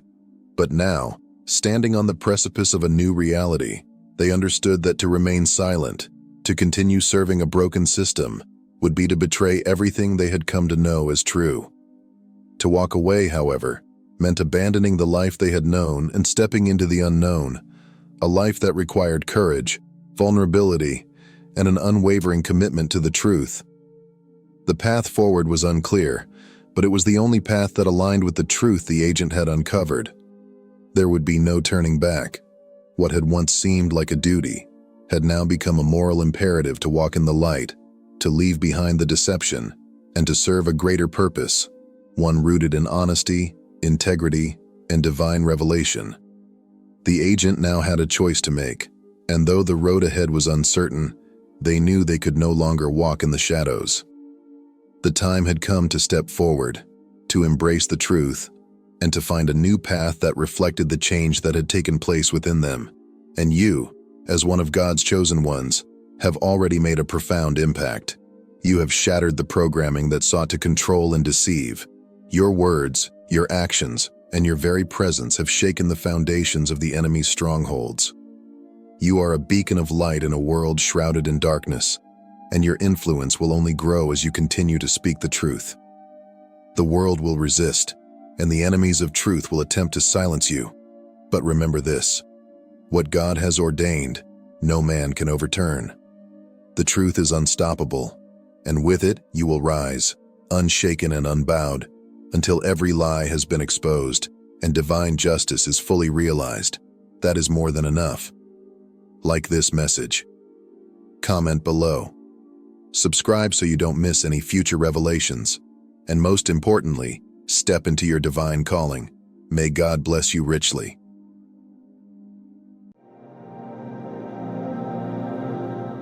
Beloved Chosen One, if you're listening to this message right now, take a deep breath and know this: it's not by accident. This moment was divinely orchestrated, a sacred appointment between your spirit and the voice of destiny. Something is awakening inside of you, a stirring you can't quite explain, and as your heart quickens and your spirit leans in, I invite you to receive this truth. You have been chosen. Chosen by the Creator Himself. Chosen for transformation, for renewal, and for a purpose greater than anything you've ever imagined. He is about to release into your life something so beautiful, so astonishing, that even your reflection in the mirror will be a sign and wonder. Prepare yourself, for you are stepping into a divine metamorphosis, a season of supernatural youth, healing, and radiance, a gift of God's eternal touch. Part 1. The divine shift has begun. When God turns His gaze upon you, when His divine hand rests gently yet powerfully upon your life, something profound begins to unfold like the first light of morning, breaking through a long and silent night. At first, the change is subtle, almost imperceptible. But soon, the world around you begins to sense it. There's a shift in your stride, a strength that wasn't there before. Your eyes reflect something deeper without uttering a word.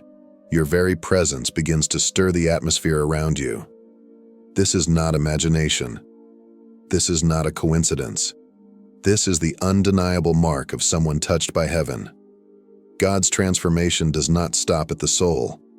It flows like a river from your spirit into your thoughts, your emotions, your very body.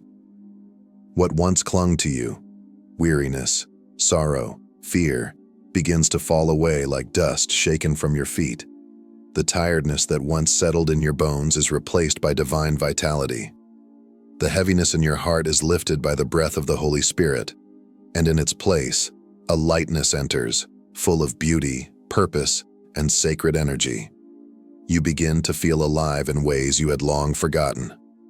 But make no mistake, this is not about vanity. It's about victory. Victory over the slow erosion of hope, over despair that once whispered lies to your soul. Victory over the limitations others placed upon you and the ones you unknowingly placed upon yourself. This transformation is holy. It is heaven's way of saying, you are not who you used to be. You are being made new. From spirit to skin, renewal touches every part of you. It doesn't just lift your spirit, it awakens it. It doesn't just refresh your body, it resurrects it. The Holy Spirit is not simply improving you, He is redefining you. And as this divine shift takes root, the reflection you see in the mirror will no longer just show a face, it will reveal a testimony.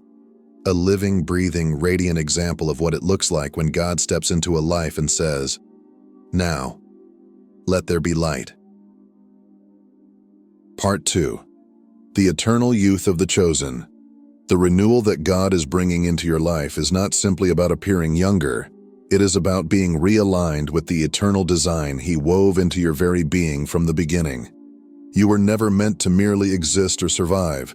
You were created to shine, to reflect the very essence of His beauty, His radiance, and His glory in a way that only you can. And now, that divine light is awakening within your body, as if heaven itself is breathing life into every cell. The changes may begin quietly, but they are unmistakably sacred. Your skin begins to carry a glow no serum could create, a softness kissed by grace, a light that seems to come from somewhere beyond this world. Your back straightens, not merely from better posture, but from a divine sense of confidence. Your laughter becomes more free, your smile more effortless, touched by joy that is not fleeting but anchored in eternity. This is not a surface-level transformation. This is not a human-made makeover. This is the touch of the Creator restoring what time and trials tried to steal from you. Your very cells seem to respond to His voice, aligning with the rhythm of heaven, and your spirit, once weary, now rises in resurrection power, lifting your entire being into newness. You are becoming more than changed. You are becoming renewed, reawakened, reborn into the beauty and strength that was always yours through Christ. You are a walking miracle, a living, breathing testimony of divine restoration. Where the world sees age and decline, God speaks of revival. Where others see limits, he whispers, "Watch what I can do." This is the fulfillment of his promise in Joel 2:25. "I will restore the years the locusts have eaten." And that restoration is not only emotional or spiritual, it is tangible. It is radiant. And as you walk in this eternal youth, know this: you are not going backward. You are moving forward into a divine version of yourself that time cannot touch and no man can replicate. Part 3. What the world will see. Make no mistake, when God transforms you, the change is impossible to hide. It will be a holy echo that resonates wherever you go. People around you will begin to take notice. They'll glance twice. They'll ask questions, curious, intrigued, even baffled. What's different about you? Some might assume it's a new routine, a better diet, a different skincare regimen. They'll search for a worldly explanation to make sense of something that is completely divine. But deep down, you will know the truth. You've had an encounter with the living God, and that encounter has redefined your very essence. This isn't a glow that can be bought, or a light that can be faked. It is the radiance of heaven shining through a vessel made willing. There will be a brightness in your eyes, a peace in your expression, and a clarity in your voice that commands respect, not through force, but through quiet authority. You won't have to announce your transformation. It will speak for itself. This is not about drawing attention to yourself or seeking validation from others. It's about becoming a reflection of the one who chose you. The glow they see? It's not just light. It's the evidence of his spirit alive within you. It's the shine of grace, the fire of purpose, and the whisper of eternity woven into your daily walk. And yes, some may misunderstand. Some may resist what they cannot explain. But no one will be able to deny it. You are becoming a sign and a wonder, a walking revelation of divine craftsmanship, of a life rewritten by grace. And wherever you go, the world will see heaven's fingerprints on you. Part 4. Letting go to step into new life. Every divine transformation demands a release, a sacred shedding of the old to make room for what is new, holy, and destined. Just as a butterfly cannot take flight while clinging to the confines of its cocoon, you too must release the versions of yourself that no longer serve the brilliance of your divine identity. This is not just about letting go of habits. It's about surrendering patterns of thought, worn-out beliefs, and connections that have weighed down your wings.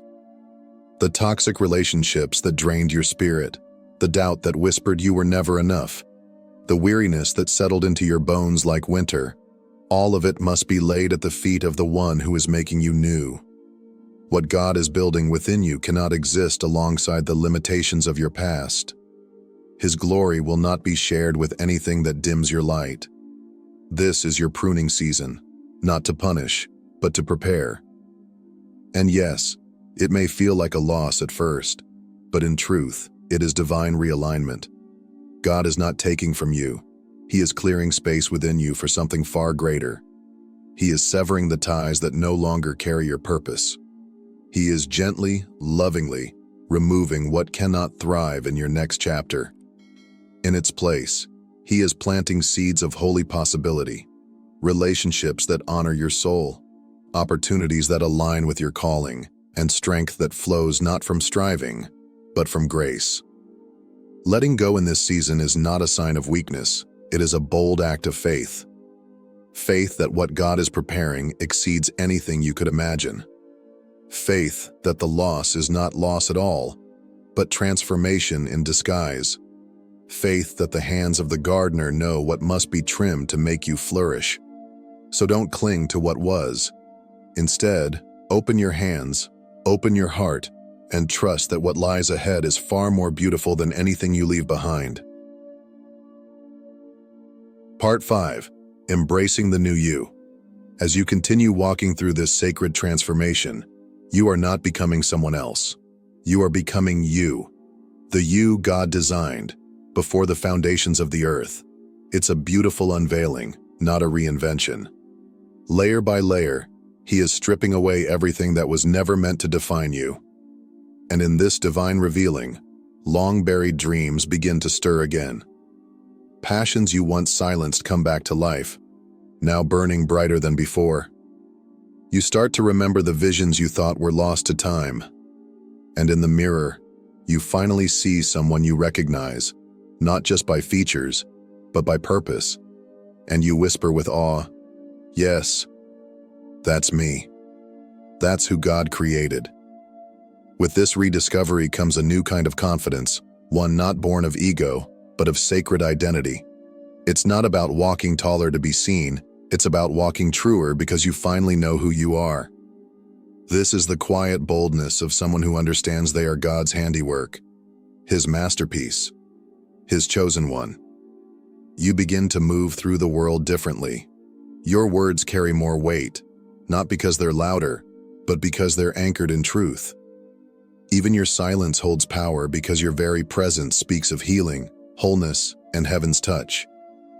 Everything about you begins to declare, without apology or hesitation, "I am loved. I am called. I am new."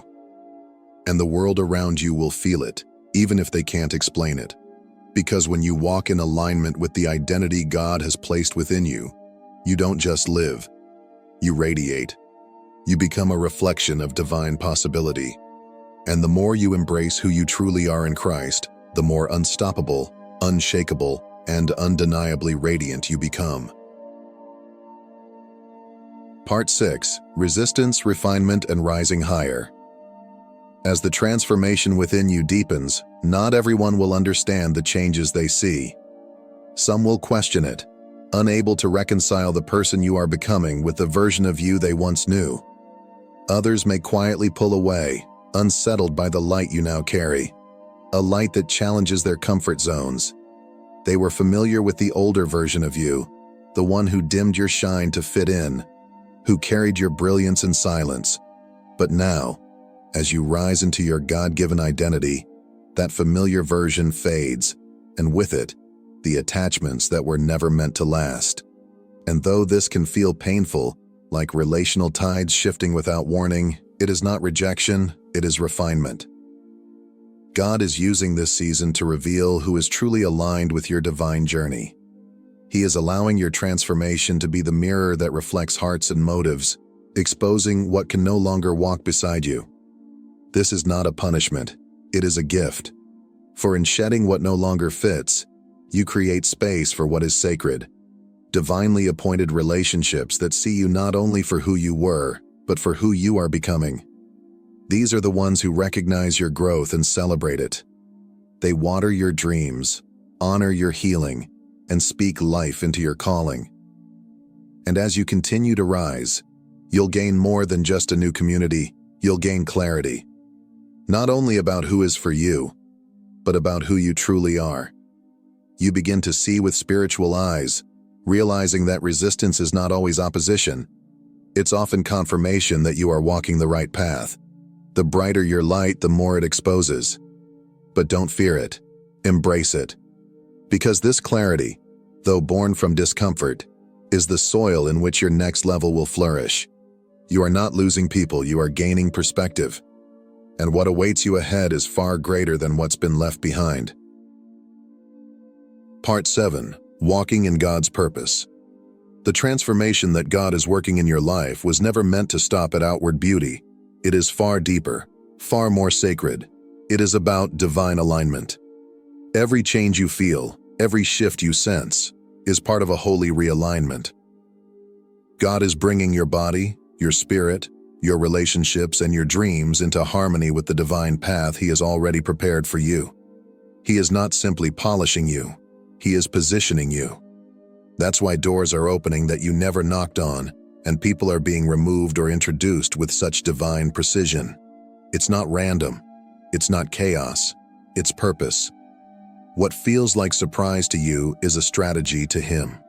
God is leading you into spaces you never expected to enter, into rooms where your name is spoken with honor, into conversations you never planned but deeply needed, and into opportunities that once seemed distant or even impossible.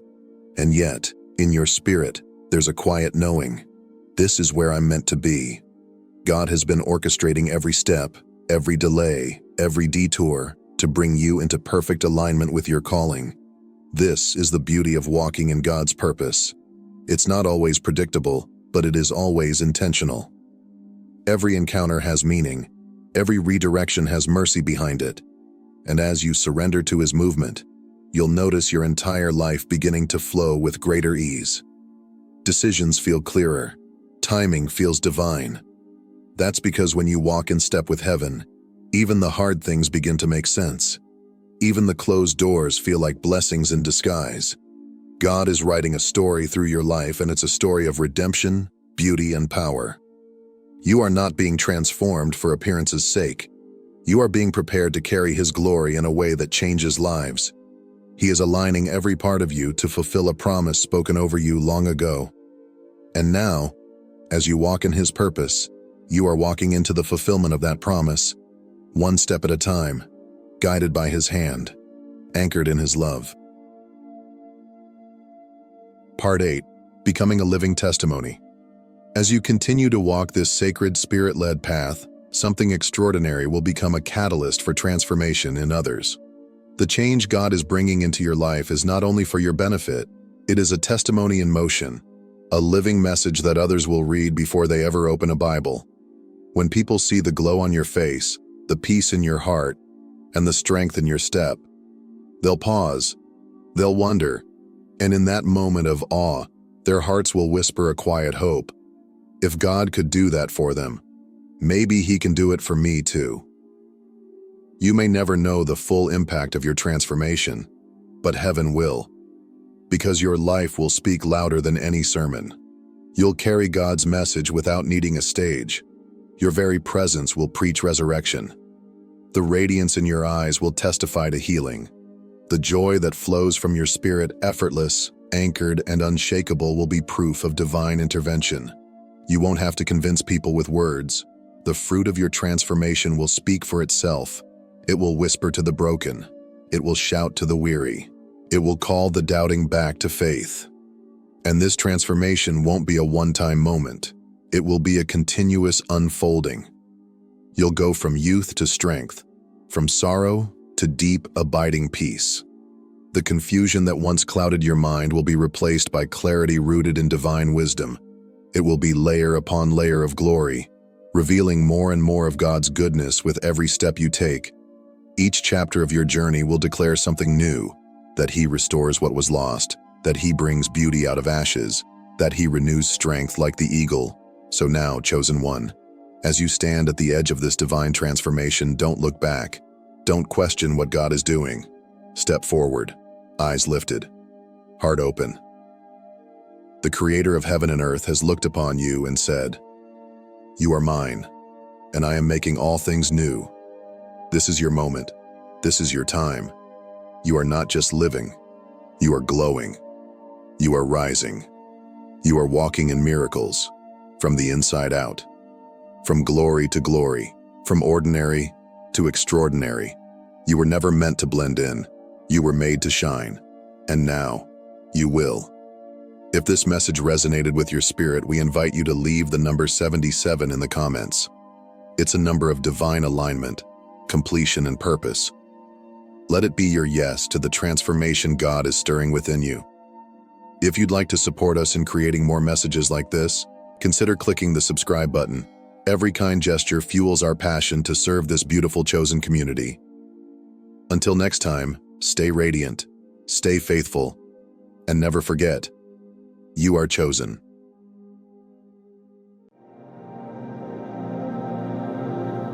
In the shadows of unspoken truths, you stood alone. Your pain was witnessed, yet met with silence, a silence louder than words, an echo of empty promises and averted gazes. Those who should have defended you, those who vowed loyalty, choose comfort over courage. They turned away, retreating to safety while you faced the storm, stripped of allies, left to navigate the darkness on your own. They heard your cries but covered their ears. They knew the truth but sealed their lips.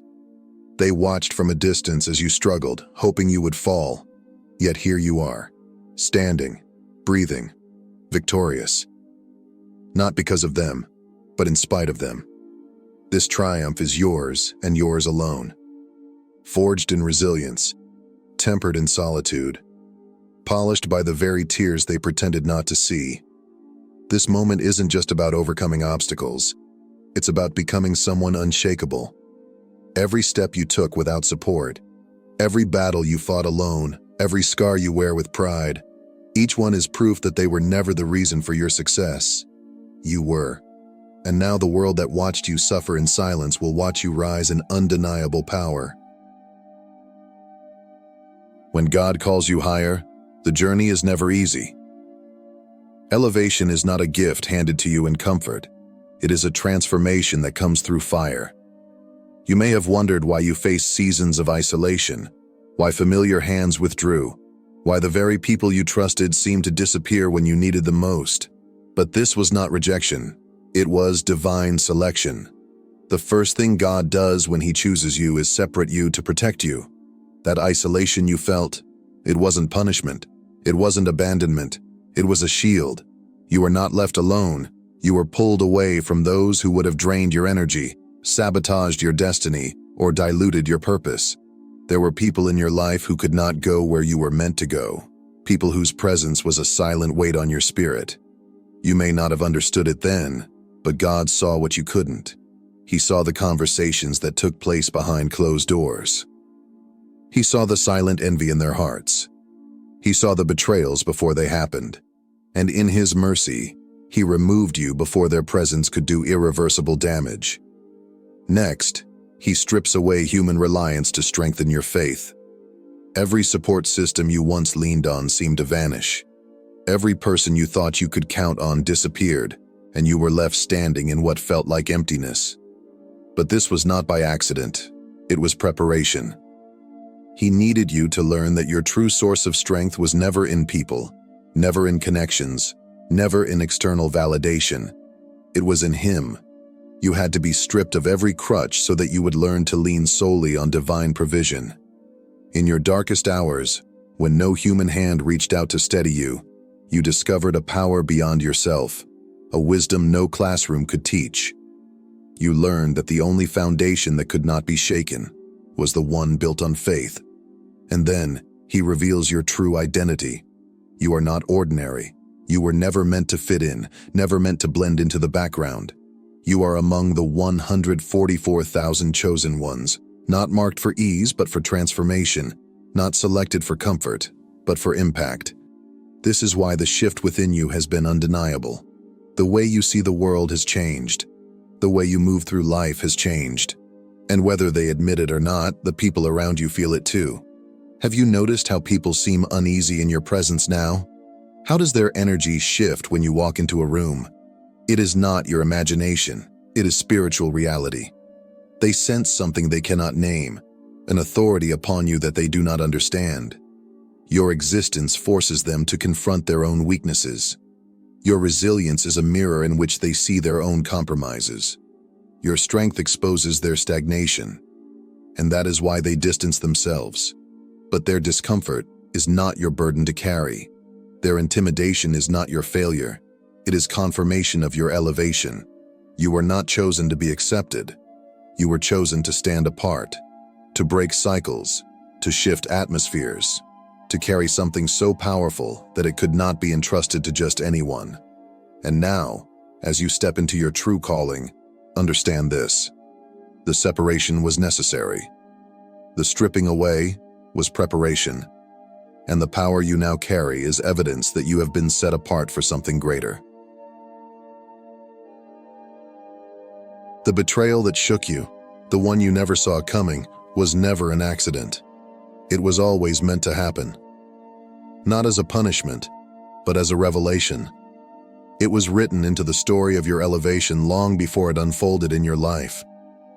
You may have questioned why it had to hurt so deeply, why those you trusted the most turned against you. But the truth is, their betrayal was never about you. It was about them. Think back to the moments of unease, the quiet warnings, the subtle instincts you brushed aside, that lingering discomfort you once dismissed as paranoia. It wasn't your mind playing tricks on you. It was divine foresight. God was whispering, preparing you for what your heart wasn't yet ready to accept. You felt the energy shift long before the masks finally fell. You saw glimpses of their true nature, but you wanted to believe otherwise. You gave them grace. You justified their actions. You held on to the illusion that they cared as deeply as you did. But the same people who smiled the widest in your presence were the ones crafting your downfall behind closed doors. The hands that reached out in support were the same hands digging pits along your path. Some betrayed you out of jealousy, others out of fear. Your growth made their stagnation unbearable. Your authenticity exposed the deception they had carefully constructed. Your light made their shadows impossible to ignore. And so, they turned against you, not because you did anything wrong, but because your very existence was a threat to the lies they lived. And for some, their betrayal went beyond whispers and deceit. Money changed hands. There were conversations you weren't privy to, deals made at your expense. Your reputation was deliberately targeted. Opportunities were blocked before you even knew they existed. This was not casual disloyalty, it was calculated, planned, coordinated. They didn't just hope you would fall. They actively worked to make it happen. But what they failed to understand is what is divinely ordained can never be humanly obstructed. They were stopping you, but they were strengthening you. Their rejection would break you, but it clarified your direction. Every scheme they plotted only positioned you for something greater. Every loss they orchestrated became fuel for your elevation. Their betrayal did not destroy you, it defined you. And now, as they watch from the sidelines, their jealousy-fueled schemes are unraveling. The alliances they built on deception are crumbling beneath them. The very traps they set for you are now catching their own feet. Because that is the law of the universe. What they sowed, they will reap. As for you, you will walk into a season of divine vindication, not by seeking revenge, not by proving them wrong, but by rising so high that their betrayal becomes irrelevant. What was meant to break you has only built you. What was designed to silence you has only amplified your voice. And what was the end of your story was merely the beginning of a chapter they were never meant to be part of. Few will ever understand the depth of what you've endured. To most, your struggles seemed like ordinary obstacles, just another set of challenges that everyone faces in life. But you know the truth. This was never just about hardship. It was about opposition. It was about forces that deliberately worked against you, people who moved in silence, plotting ways to keep you from rising. They didn't just resist you. They organized against you. There were conversations held in secret, alliances formed behind your back, deliberate attempts to suppress your voice. Every time you tried to step forward, there was resistance, too consistent, too calculated to be mere coincidence. Doors closed without reason. Opportunities disappeared before you even knew they existed. People turned on you for no logical explanation. You weren't imagining it. The moment you began walking in your true purpose, the opposition intensified. But tell me, what weapon can prosper against someone divinely shielded? What scheme can succeed against someone celestially supported? Not a single one. They underestimated the power that was backing you. They moved in secrecy, thinking their schemes would go unnoticed. They thought their numbers, their influence, their strategies would be enough to stop you. But what they failed to realize is that you were never standing alone. The same power that spoke the universe into existence is the same power that has been working on your behalf. The same God who parted the seas, who shut the mouths of lions, who raised the dead, He is the one standing behind you. They weren't just fighting against you, they were fighting against divine will. And no force, no strategy, no earthly alliance can stand against what God has ordained. And now, the tables are turning. The narrative is shifting. The storm is breaking. Everything they would destroy you has only refined you. Every attempt to silence you has only made your voice stronger. Every obstacle they placed in your way has become a stepping stone for your ascension. They spent so much time crafting your downfall that they never prepared for the possibility of your rise. But here you are.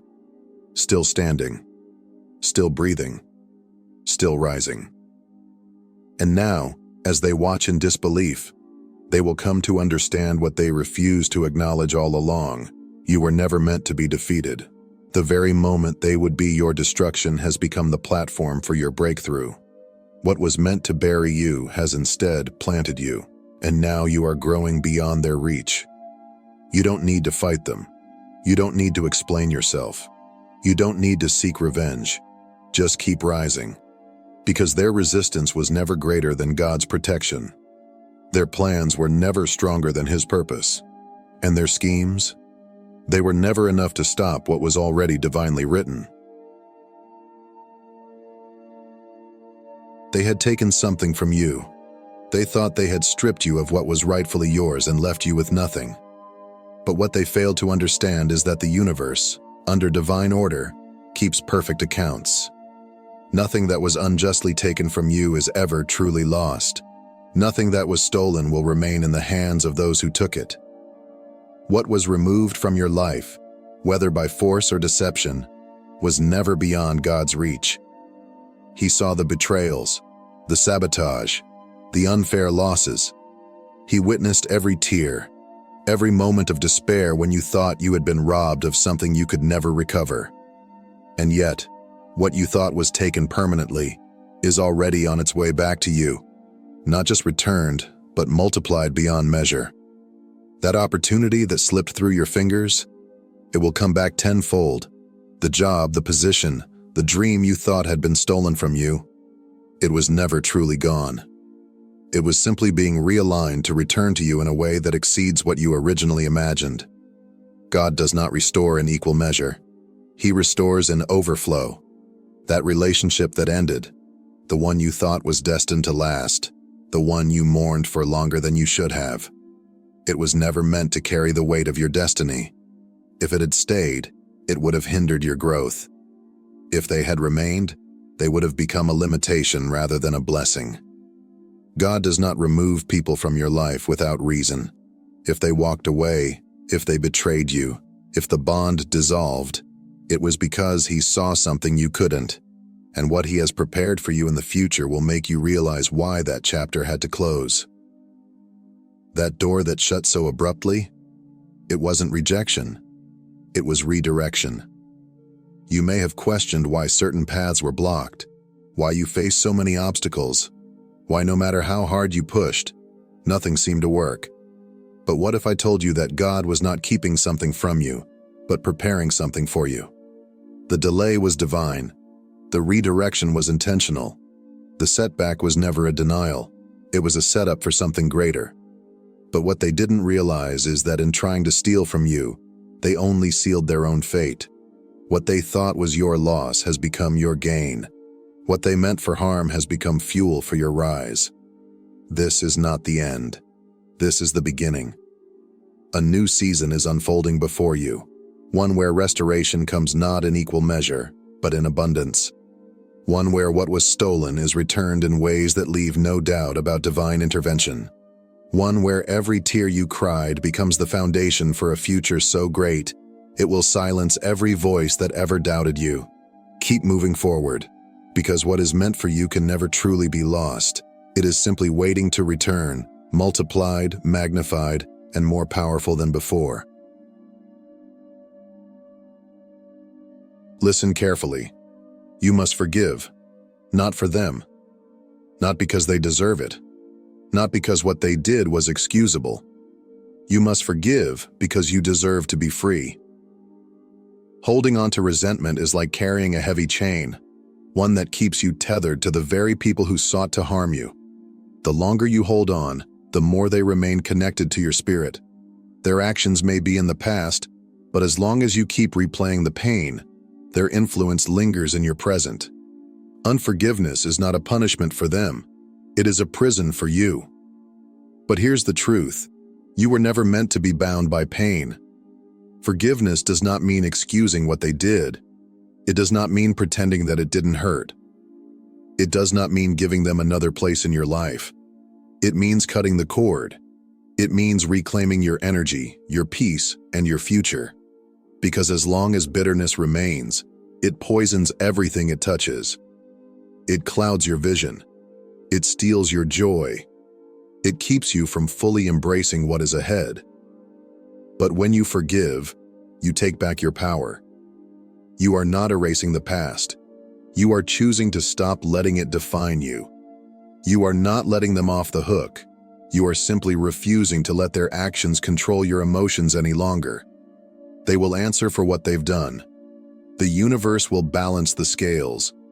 Justice will come in its own time, in its own way. That is not your burden to carry. Your only task is to move forward. And moving forward means leaving their weight behind. It means walking into your future without dragging the chains of yesterday. It means choosing healing over hatred, peace over pain, and freedom over the illusion of control. Forgiveness is not a gift you give to them. It is a gift you give to yourself. So let it go because you do. Let it rise, not in arrogance, but in assurance. Rise, not in vengeance, but in vision. Rise, not in bitterness, but in boldness. Because the world is waiting, and you have work to do. Thank you for watching until the very end. Your journey is just beginning, and we're walking it together. If this message spoke to you, like this video, subscribe, and join this growing community of warriors. Let's rise together, stronger, bolder, and unstoppable. See you in the next one.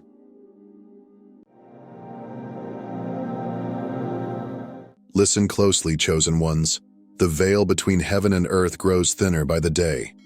Can you feel it? That subtle stirring in your soul? The atmosphere has shifted. Something divine is unfolding, not in the far-off future, but now. A movement is taking place in the unseen realms. The messengers of heaven have descended. The four angels, not symbols, not metaphors, but real, appointed servants of the Most High, have arrived, and they come bearing messages that will forever reshape your understanding of who you are and why you're here. This message is not for everyone. It is not for the comfortable, the complacent, or the curious. It is for the called, the 144,000, those who have been marked, set apart, chosen from before the foundations of the world. If these words strike something deep within you, if your heart is pounding and your spirit is trembling with recognition, then this message was always meant for you. Comment 999 below as a public declaration. I recognize the call of God on my life, because everything is about to change. Have you ever asked yourself why your path has always felt so different? Why your journey has been marked by deeper battles, heavier burdens, and a sense of loneliness that others seem untouched by? While many around you move through life with ease, fitting effortlessly into the world's patterns, you've always felt like an outsider, like a soul walking against the current. But this difference hasn't been a punishment. It's been preparation, a divine shaping, a holy refining. From the very beginning, God set you apart. You were never meant to blend in. That ache you feel deep in your spirit, that quiet, persistent longing for something more, is not a sign of discontent. It's the echo of eternity within you. It's heaven whispering to your soul. You were born for something greater. You've always sensed it, haven't you? That your life carries a weight, a calling, something sacred woven into your very being. And now, the time of waiting is over. The moment you've felt approaching for so long has finally arrived. The four angels have come, not with gentle reassurances or vague encouragements, but with divine mandates. Their messages will stir your soul, challenge your comfort, and ignite something eternal within you. These are not ordinary words. They are assignments from heaven. Once you hear them, you will not be the same. Because truth, once revealed, cannot be unseen. This is your awakening. This is your summons. You are not being asked to observe. You are being called to arise. So the question now is not, did God call me? The question is, are you ready? Ready to walk away from what's familiar. Ready to step into who you truly are. Because the moment of awakening is here. Message 1. Look into your life. You were never meant to belong. The first angel speaks, and his voice slices through the noise like a sword of light. Look into your life. These words are not a suggestion. They are a divine summons. For too long, you have lived under illusions, wrapped in the layers of a broken system that taught you to chase what was never meant for you. From your earliest days, the world handed you a script, telling you what to want, how to act, who to be. Success was defined by money. Value was measured by applause. Identity was shaped by the approval of others. You were told to climb the ladder, to accumulate, to impress. But deep down, none of it ever felt right, did it? That restless tension in your soul, the feeling that no matter how hard you try, something essential is still missing. It's not a flaw. It's confirmation. You were never designed to fit into a world built on empty pursuits. You were never meant to belong to it. Jesus said in John 15:19, "If you belong to the world, it would love you as its own. As it is, you do not belong to the world, but I have chosen you out of the world." That unease you feel isn't confusion, it's calling. That quiet ache within you is heaven reminding you of your true identity. You were chosen, handpicked by God to walk a different path, one not defined by comfort, but by purpose. You've always known it, haven't you?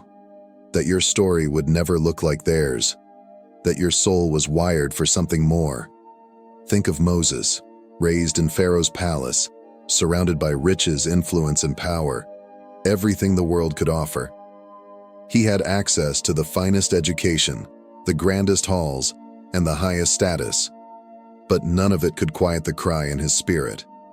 Though he wore the garments of royalty, something within him whispered, "This is not who I am." Moses could have stayed. He could have lived out his days in luxury and ease. But when the time came, he chose to walk away from false identity and step into divine purpose. He left the palace to lead his people to freedom. He exchanged comfort for calling. And in doing so, he stepped into history.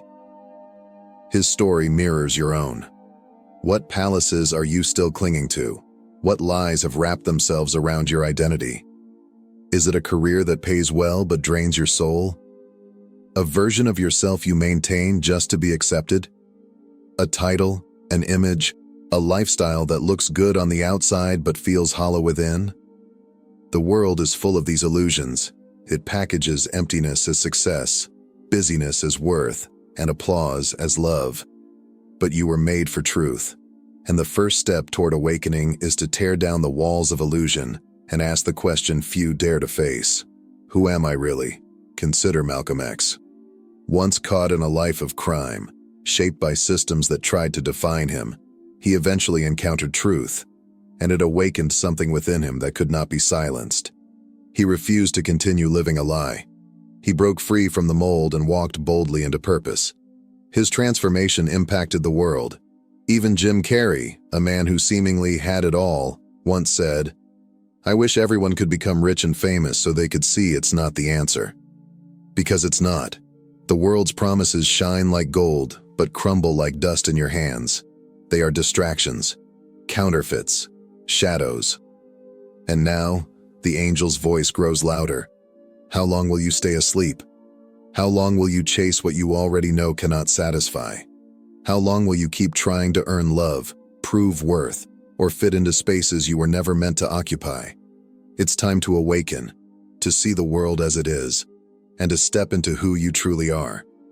Let go of the illusion. Let go of the false chase for success, for fame, for fleeting approval. You were not born to conform. You were born to awaken. Message 2. Stand apart. The rejection was never random. The second angel speaks. Stand apart. Have you ever questioned why you're so often misunderstood? Why people turn away from you, grow cold, or even oppose you without reason? It's not because you've done something wrong. It's because the light within you reveals what others would rather keep hidden. Your spirit carries truth, and that truth confronts the illusions people cling to. Even in silence, your presence speaks, and that alone is enough to disturb the comfort of those still bound by darkness. Jesus himself said in John 15:18, "If the world hates you, Keep in mind that it hated me first. The world does not reject you because you're broken, but because you're chosen. Your rejection is not your ruin. It is your revelation. Look at Joseph. His own brothers hated him, not because he failed them, but because of the divine favor upon his life. They were disturbed by his dreams, threatened by his calling. So they threw him into a pit, hoping to destroy what they didn't understand. But that pit became the very path to his purpose. As Joseph would later declare, "What you meant for evil, God meant for good." And the same is true for you. Throughout history, this pattern repeats. Nikola Tesla, a man ahead of his time, was mocked and erased because his brilliance shook the foundations of power. Albert Einstein was labeled slow as a child, misunderstood because his genius didn't conform to the system. Oprah Winfrey was told she wasn't good enough, yet those very wounds became the soil from which her destiny bloomed. These stories confirm what your soul already knows. You were never meant to be accepted. You were meant to be set apart. So let the world reject you. Let them question, mock, or misunderstand you. Their rejection is not a verdict. It's a signpost pointing to the hand of God on your life. You are not forgotten. You are not overlooked. Heaven sees you. Message 3. Obey without delay. Time is running out. The third angel thunders. Obey without delay. This is not the hour to hesitate. The call has already been given. The mission is not somewhere out in the distance. It's already in your hands. Deep down, you know what you're called to do. You've felt it stirring in your spirit, echoing in your heart. The question is no longer what you're meant to do. It's when you will act. How many more signs do you need? How many times must God confirm what He has already spoken before you finally step forward? One of the enemy's most subtle and devastating weapons isn't always opposition. It's hesitation. It's the quiet voice that says, "Later. Wait. You're not ready yet." It's distraction, busyness, second-guessing, and delay. But hear this truth clearly. Delayed obedience is still disobedience. Think of Moses standing before the burning bush, questioning if he was capable. Think of Esther, trembling before the king, risking everything for a people in peril. Think of David, young and underestimated, running toward a giant with nothing but a sling and faith. None of them felt fully prepared, but they obeyed. And their obedience didn't just fulfill their calling, it unleashed miracles. The Israelites didn't see the Red Sea part until they moved. The walls of Jericho didn't fall until they marched. What miracles in your life are still waiting for your first step of faith? Even outside of Scripture, this principle stands. Steve Jobs once said, "Your time is limited, so don't waste it living someone else's life." Elon Musk was mocked and doubted, but he pressed forward, not because it was easy, but because he believed in the mission. And now, it's your turn. Stop waiting to feel ready. You are ready because God has already called you. The windows of opportunity won't remain open forever. If you don't move now, you risk missing the very thing you've been praying for. The time is now. Heaven is waiting. Will you obey? Message 4. Speak the truth. Let your voice roar. The fourth angel speaks, and his words burn like fire. Speak the truth. Your voice was never meant for silence. It was forged in heaven to break chains, to shatter deception, to awaken those who have been lulled to sleep by the lies of this world. You were given divine sight not to remain quiet, but to speak boldly what others are too afraid to say. In a world drowning in confusion and compromise, your voice is a trumpet, a call to return, a sound that leads the lost back home. When God called the prophet Jeremiah, he protested, "I do not know how to speak." But God responded with power. "Before I formed you in the womb, I knew you. Before you were born, I set you apart and appointed you as a prophet to the nations." That same anointing rests on you. You were not randomly chosen. You were called, prepared, and positioned for such a time as this. The enemy has done everything to silence you. He's whispered lies that your voice doesn't matter, that your words will fall flat, that no one will listen. But the truth is this: Your silence is his greatest victory, and you were never meant to hand it to him. Look at John the Baptist. He didn't whisper in comfort. He cried out in the wilderness. Elijah stood alone on Mount Carmel, confronting hundreds of false prophets with nothing but truth and boldness. And Jesus, our Savior, was not crucified for remaining silent. He was crucified because his truth shook the foundations of power and exposed what the world wanted hidden. You are part of that same spiritual lineage. Their fire runs through your veins. Their courage rests in your spirit. And now, it's your turn. Open your mouth. Speak, not with fear, not with apology, but with the unshakable authority of heaven itself. The world needs your voice, and heaven has already given you the words. Chosen One. This is not just a message, it is a divine summons.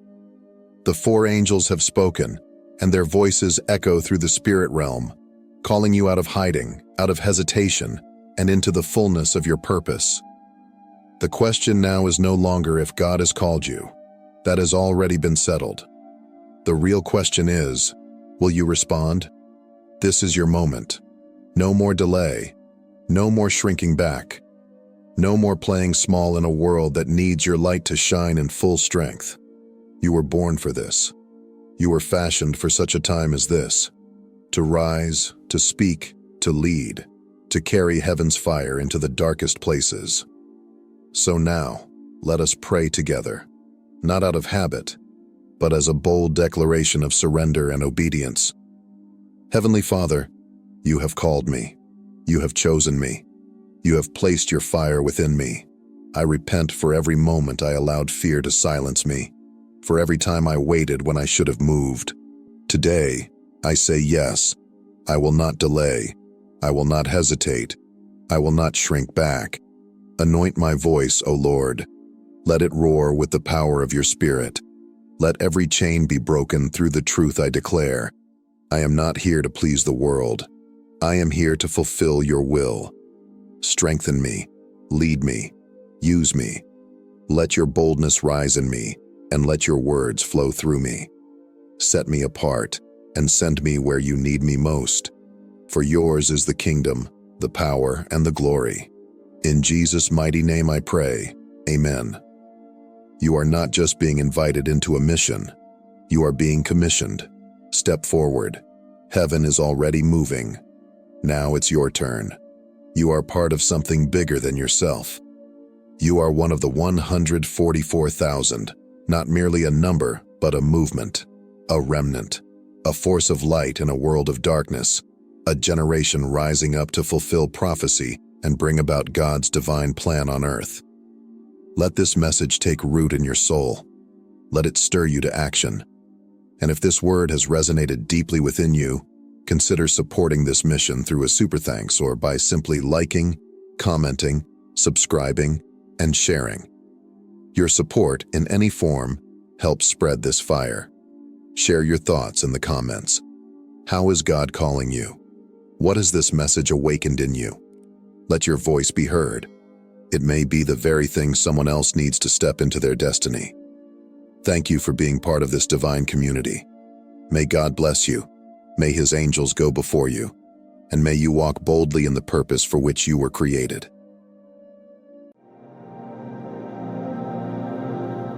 There was a time when the world did not know your name. You moved unnoticed, slipping between the cracks of reality, walking unseen through a system designed to keep you small. You were never meant to be found. You were meant to blend in, to remain quiet, to live and die as just another nameless figure in the grand illusion they constructed. And yet, here you are, a cosmic anomaly, a disruption to the carefully maintained status quo. They have noticed you now. The world's most powerful forces, those who operate in shadows, those who pull the strings from behind the veil have turned their gaze upon you. The moment you stepped beyond their predetermined script, their alarms sounded. The moment you shattered the patterns they so carefully curated, they sent their most relentless hunter after you. Not just any investigator, not just a detective with a badge, something far more dangerous. A force that works between dimensions, a watcher who sees through the gaps in reality, a pursuer who moves like a phantom, seeking to understand what makes you different. Because make no mistake, you are different. You walk between worlds, slipping through barriers they do not even perceive. Your very presence alters the landscape. Where you go, systems collapse. The foundations of corruption crack beneath your feet. The hierarchies they built over centuries begin to crumble, not because you have declared war upon them, but simply because you exist. They do not know how to contain you. They have studied you, tracked you, send silent whispers into your mind, hoping to make you doubt yourself. They have turned people against you. They have twisted perceptions, rewriting reality in an attempt to erase the force that you bring. And yet nothing has worked, because you, chosen one, were not born to conform. They believed they had accounted for everything, every deviation, every anomaly, every unpredictable element that could disrupt their meticulously crafted system. They had spent lifetimes perfecting their control, mapping out human behavior with ruthless efficiency, refining their algorithms to predict your choices before you even made them. They invested billions in ensuring that no one could slip through the cracks. No one could move beyond the invisible boundaries they had so carefully laid out. And yet, you slipped through. Not by force, not by rebellion, but simply by being you. Because you were never part of their equations. You were never meant to fit into their formulas. You are not a pattern to be studied nor a statistic to be measured. You are the unpredictable variable, the fluctuation they cannot stabilize, the anomaly that refuses to be categorized, the force that rewrites the very code of reality itself. And now they scramble. Their models are failing. Their carefully constructed predictions are collapsing under the weight of your existence. The very systems they trusted, the ones that dictated probabilities, controlled outcomes, and maintained the delicate illusion of order, have failed them. And their panic is deafening. Who approved this level of awakening? How did we fail to contain this one? The questions ripple through their ranks like an uncontainable wildfire. Behind closed doors, meetings are held in whispers. Resources are reallocated in secret. Strategies are rewritten in desperation. Their entire network hums with the urgent need to understand you, the impossible, the unaccounted for, the one they failed to suppress. Your name now circulates in rooms you have never entered, spoken in hushed tones by those who once dismissed your existence as insignificant.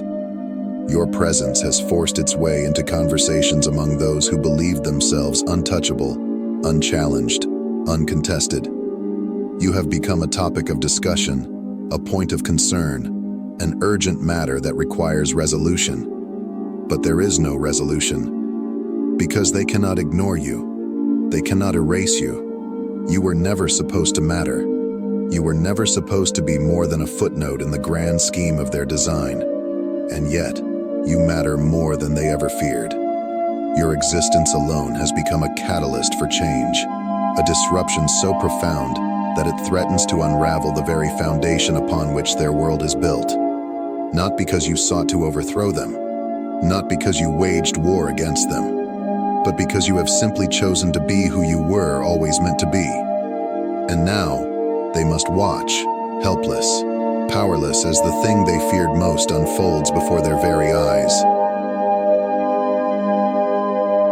The one they sent to find you does not wear a uniform. He carries no badge, no gun, no physical weapon, because he knows those would be useless against you. He understands that you cannot be taken down by force, that no prison could hold you, that no chains could bind what was never meant to be contained. And so he hunts you differently. He moves in silence, slipping unnoticed through the digital ether, sifting through the data streams that stretch like invisible veins across the world. He studies the traces you leave behind, not in fingerprints or footsteps, but in ripples. He analyzes your words, your movements, the subtle shifts in energy that follow you wherever you go. He watches how systems glitch in your presence, how algorithms fail to predict you, how patterns break the moment you step into a space. But there is something else he cannot explain, the wake of miracles that trails behind you. The inexplicable synchronicities, the moments where reality bends in your favor, where the impossible becomes possible, where what should have been your downfall instead becomes your rise. He studies these instances with growing unease, tracing the threads of divine intervention, trying to decipher how and why you continue to slip through the cracks of their control.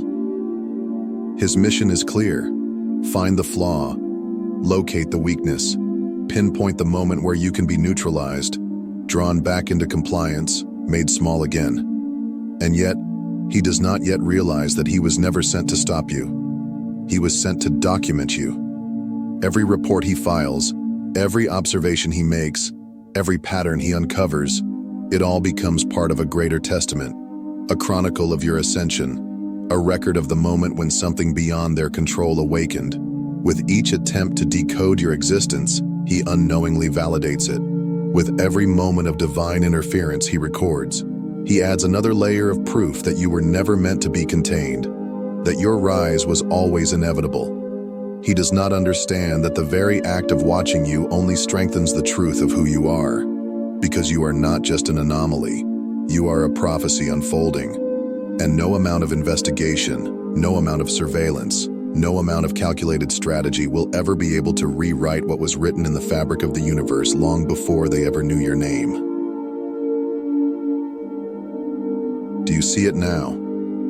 The subtle shifts, the quiet betrayals, the way the world around you has changed? Once you were surrounded by familiar voices, by those who claimed to stand with you, by hands that reached for yours in times of need. And yet now, where are they? The calls go unanswered. The conversations have grown colder. The presence of once trusted allies has faded into an eerie silence. This is no coincidence. It is a strategy, a meticulously designed system of control. They know that the strongest way to break someone is not through force, but through isolation. If they can cut you off from your tribe, sever the bonds that once held you firm, and dismantle the network that reminded you of your strength, then maybe, just maybe, they can make you doubt yourself. They whisper it into the crevices of your mind, planting seeds of uncertainty where there once was conviction. They make you question your own voice, your own path, your own power. They replay the ghosts of your past, the missteps, the wounds, the moments you wish you could erase, hoping you will become a prisoner within your own mind. They want you to believe that you are not who you have always known yourself to be. They want to make you small, and yet, here you stand. Not broken, not diminished, not silenced, but rising, because their plan has failed. Every attempt to isolate you has only deepened your self-awareness. Every whisper of doubt has only strengthened your certainty. Every door they have closed has forced you to carve new pathways, to build a foundation that no one else can shake. You have seen their tactics, you understand their game, and you refuse to play by their rules. You are not alone. You never were. The absence of the false does not mean the absence of the true. What you have lost in shallow alliances, you have gained in unshakable clarity. What they have taken, the universe has replaced with something far greater. Have you noticed it? The way people react when you enter a space. Some are drawn to you without knowing why. Their curiosity piqued, their energy shifting in your presence. There is something about you, something beyond words that calls to them, that stirs something ancient and unspoken within their souls. It is not something you do. It is something you are. A force, an awakening, a reminder of something they had long forgotten. And then, there are the others. The ones who shudder, the ones whose eyes dart away too quickly, whose voices falter in your presence. They feel an unease they cannot name, a discomfort they cannot rationalize. It is not because you have harmed them, nor because you have spoken a word against them. No. What unsettles them is far deeper than that. You shake something loose inside them. Your presence disrupts the illusions they have built around themselves. You challenge the narratives they have accepted, the rules they have lived by, the limits they have never dared to question. Something about you reminds them that the world is not as stable as they once believed, that reality is far more fluid than they had been taught, and that terrifies them. Because of this, they react. Some will seek to silence you, to diminish your voice, to push you back into the shadows where they believe you belong. Some will attempt to control you, to mold you into something they can understand, something they can contain within the limits of their own perception. Others will try to destroy you, not out of hatred, but out of fear. Because if you are allowed to exist freely, then everything they know must be questioned. And that is a risk they are unwilling to take. But there are also those who will follow you, those who recognize what you are, even if they do not yet have the words to explain it. They will be drawn to your light, not because you have asked them to, but because something deep within them remembers. You were never meant to be ignored. You are too much, too powerful, too disruptive, too real. And so, they will try to define you, to categorize you, to fit you into a framework they can understand. But you do not belong to their definitions. You are beyond their intellectual limitations, beyond the constraints of their vocabulary, beyond the binary thinking that has governed them for so long. They cannot comprehend what moves through you, because what moves through you is beyond human language. They believed that if they simply turned their backs, if they refused to acknowledge your presence, you would fade into irrelevance, that you would shrink, conform, and disappear into the background like so many before you. They had perfected this strategy, silencing those who dared to question, burying those who refused to comply, erasing those who disrupted the carefully maintained order of their world. They assumed you would be no different. They were wrong. You did not fade. You did not shrink. Their silence did not erase you. In fact, you grew louder without ever raising your voice. You continued, undeterred, existing in defiance of their dismissal. And in doing so, you shattered the illusion that they had absolute control. So they changed tactics. They mock you, ridiculed you, laughed at you with condescending smiles, dismissing you with patronizing words. They called you foolish, naive, delusional. They told you that you were reaching too far, aiming too high, dreaming beyond what was reasonable.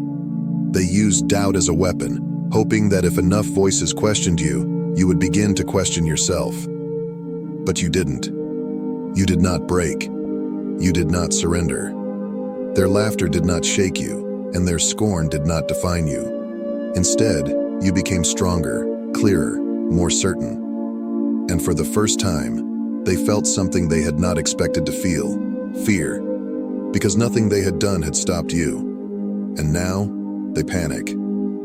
Their systems, so meticulously crafted to maintain control, are failing. Their calculations are unraveling. Their carefully constructed models of power and order are crumbling beneath them. The world they built, the one designed to keep people small, obedient, and afraid, is no longer holding together the way it once did, because you disrupted it, not through force, not through rebellion. You did not fight them on their terms.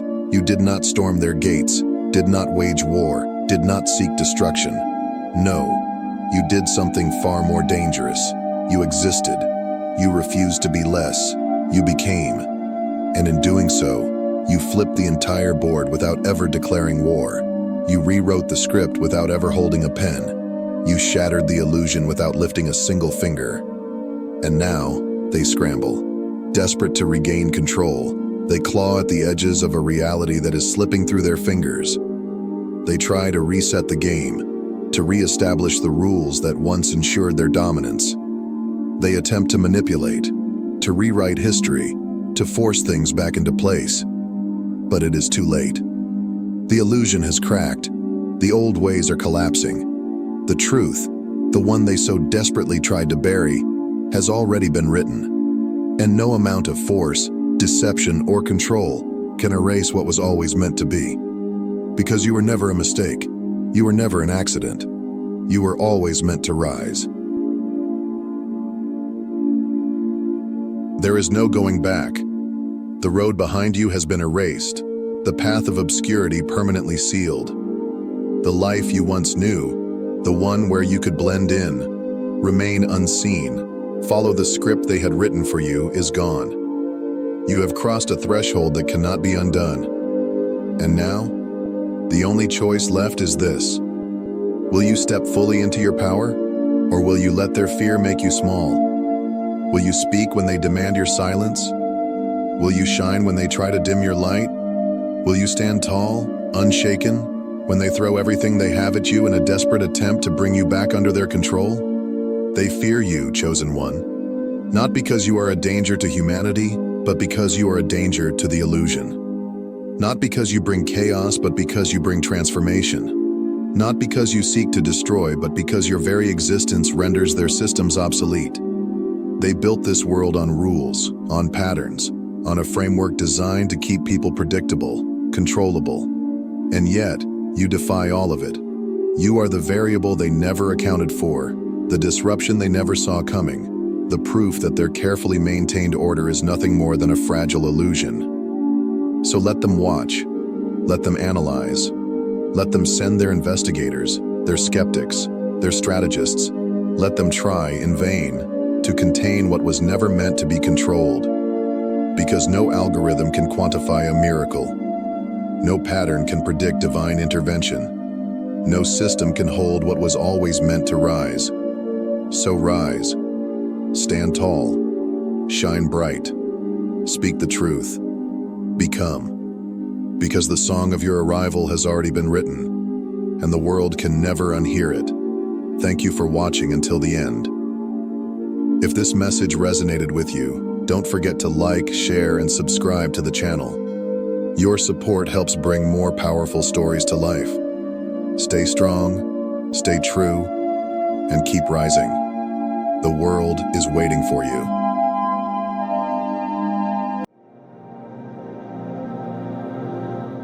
Chosen one, listen carefully. This is not just another message. It is a divine warning, a prophecy unfolding at this very moment. If these words have reached you, know that it is not by accident.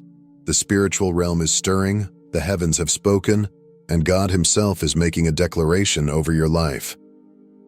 Tonight, a shift is happening. The battle that has raged in the unseen world is about to manifest in the physical. Those who plotted against you, those who slandered your name, those who tried to tear you down, they are about to experience something they never expected, the judgment of the Almighty. You have felt it in your spirit, haven't you? That unshakable feeling that something is about to break, that heavy energy surrounding you, the tension in the air. This is not your imagination. This is not a mere coincidence. It is confirmation. God has seen every tear you shed in silence. He has heard your whispered prayers, the ones you thought no one noticed. He has watched you endure attack after attack, betrayal after betrayal. And now, tonight, the hour has come. The wicked have gone too far, and the hand of God is moving against them. From the moment God placed His anointing upon you, your life was set apart. You were called, chosen, and elevated by divine favor, but with that elevation came opposition. The chosen ones have always been targets of attack, not because they have done anything wrong, but because of the light they carry. If you are truly anointed, understand this: you will have enemies. You do not need to provoke them, offend them, or even interact with them. Your mere existence disturbs their demons. Your favor enrages them. Your resilience frustrates them. The grace upon your life is like a mirror, reflecting their own shortcomings, and they cannot stand it. They will despise you for reasons even they cannot fully explain. Some will pretend to support you while secretly hoping for your downfall. Others will actively seek to destroy you, using slander, deception, and betrayal as their weapons. They will lie on your name, twist your words, and work behind the scenes to block your blessings. They will manipulate, gossip, and scheme against you, believing that if they can tear you down, they can somehow erase what God has placed upon your life. But what they fail to realize is this: every attack against you is an attack against God Himself.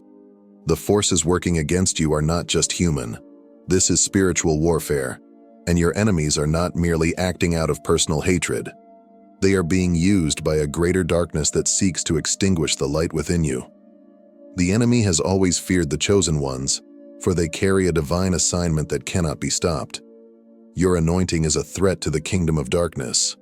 That is why you have faced obstacles that seemed insurmountable.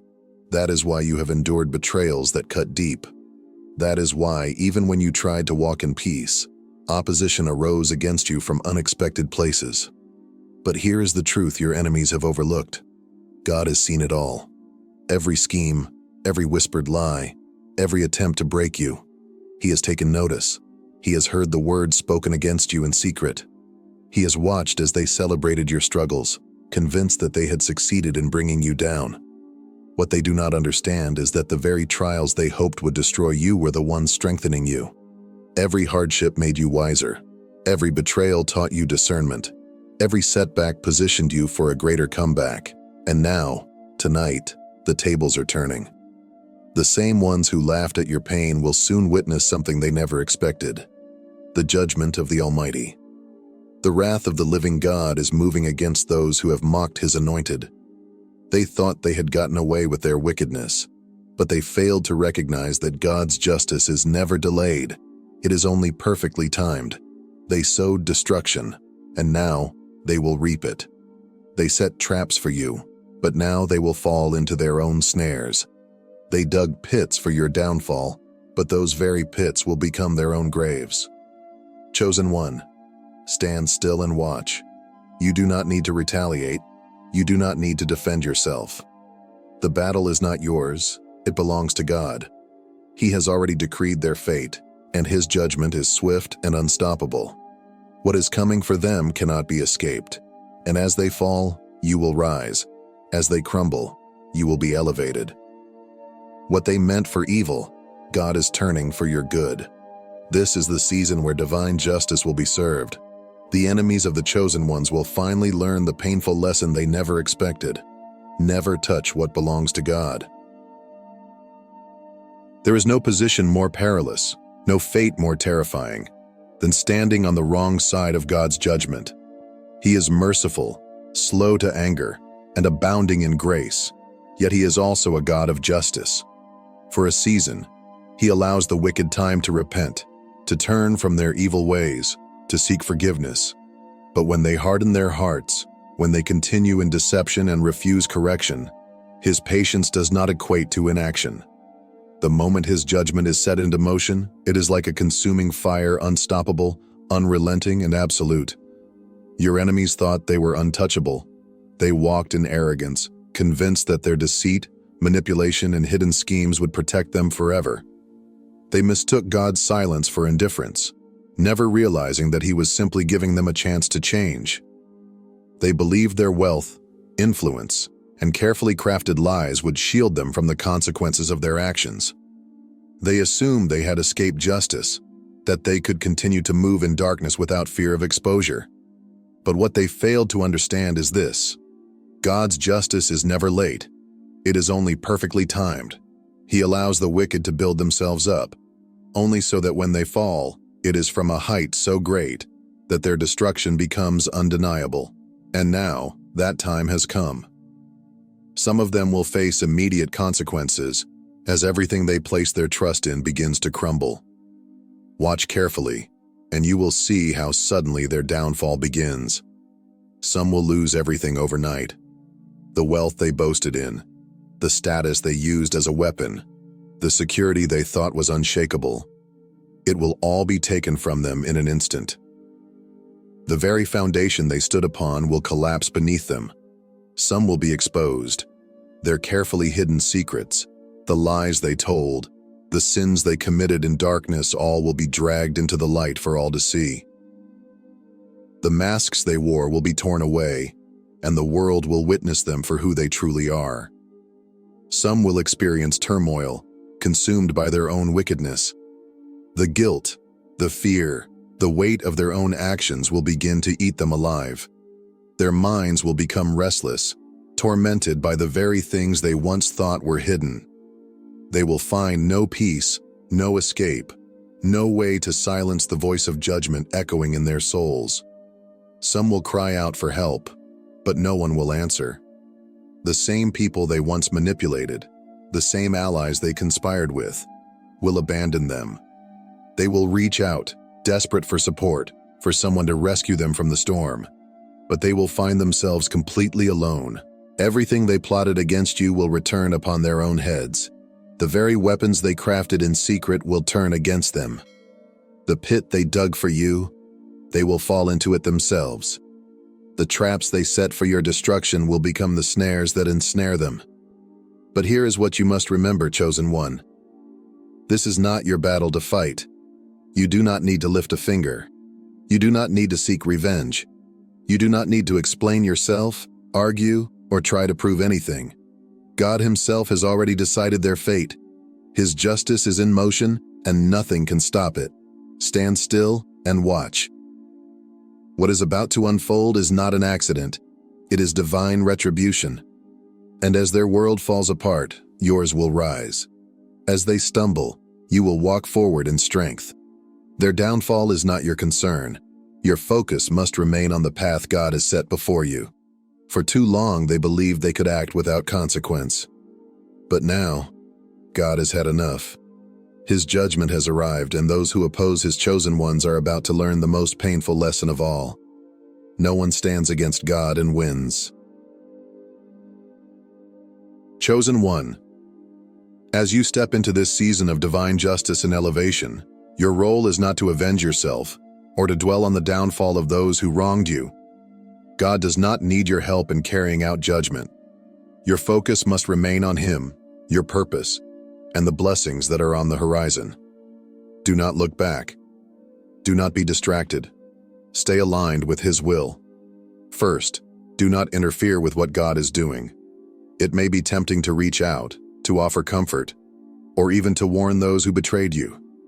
But understand this: their suffering is a direct result of their own choices. God gave them time to repent, to turn away from their wickedness, but they refused. Now, their consequences are unfolding. Do not try to rescue them from what they willingly walked into. You must also guard your heart. Bitterness, anger, and resentment are traps set by the enemy. Do not allow their actions to corrupt your spirit. You are not called to harbor hate. You are called to rise above it. Stay in prayer. Pray not for their restoration, but for your own protection, wisdom, and elevation.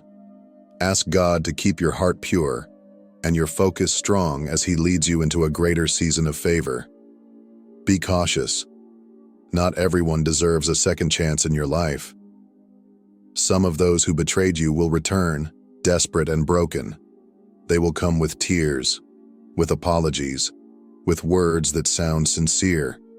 But ask yourself, are they truly repentant, or are they simply suffering? Many will beg for forgiveness, not because they have changed, but because they want relief from the consequences they now face. Do not be deceived. If God removed them from your life, it was for a reason. Resist the urge to reopen doors that God has closed. If they were meant to be part of your future, they never would have betrayed you in the first place. Some people must learn through pain what they refuse to learn through grace. Let them go. Instead of looking back, prepare for what is ahead. God is not just removing people. He is making room for your blessings. He is clearing out what was blocking your path so that you can step into your next season freely and without hindrance. What was stolen from you will be restored, sevenfold. The years you lost, the opportunities that were delayed, the hardships you endured, God is about to turn them into a testimony of victory. Be expectant. God will send signs, confirmations, and undeniable shifts in your circumstances. Pay attention to your dreams, to sudden changes, to divine alignments that seem too perfect to be coincidence. He is showing you that everything you endured had a purpose. Every betrayal, every tear, every sleepless night, it was all part of the process to mold you into who He created you to be. So, stand firm. Do not be distracted by the judgment of your enemies. Their downfall is not your focus. Your elevation is. Keep moving forward with confidence, knowing that what is coming for you is far greater than anything you have lost. This is your season of breakthrough, your moment of restoration, your divine confirmation that God has been with you all along. Your enemies once laughed at your pain, mocked your struggles, and revealed your setbacks. They spoke against you, worked against you, and believed they had won. They thought they had successfully hindered your progress, blocked your blessings, and escaped judgment. But what they failed to realize is that no one opposes a child of God and walks away unscathed. Now, the same ones who took pleasure in your suffering will find themselves drowning in their own despair. The humiliation they sought to bring upon you will return upon their own heads. They will be stripped of the very things they once used to exalt themselves, their status, their wealth, their influence, and their carefully crafted image. Where they once stood in arrogance, they will now bow in shame. The world will see them for who they truly are, as their hidden wickedness is exposed for all to witness. Divine justice is not delayed. It is only perfectly timed. And when it strikes, it comes swiftly, with no warning. For some, their wealth will disappear overnight. The financial security they boasted in, the success they believed was untouchable, will vanish before their eyes. What they used as a source of pride will become their greatest downfall. The very foundation they relied upon will crumble, leaving them in a state of desperation and loss. For others, their bodies will testify against them. The weight of their own wickedness will manifest in sickness, exhaustion, and affliction. What once came easily to them will now feel impossible. They will feel drained, burdened, and overwhelmed, struggling under the pressure of what they have sown. No doctor will be able to diagnose or cure the sickness that is a result of divine judgment. Many will suffer from mental torment. Sleepless nights will replace their once peaceful rest. They will be haunted by the very acts they committed in darkness, unable to escape the echoes of their own wickedness. Their conscience, which they once ignored, will now scream at them relentlessly. Anxiety, fear, and paranoia will consume them as they realize they are no longer in control.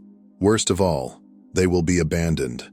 The same people who once stood beside them, who applauded their actions, will now turn their backs. They will find themselves isolated, rejected by the very ones they conspired with.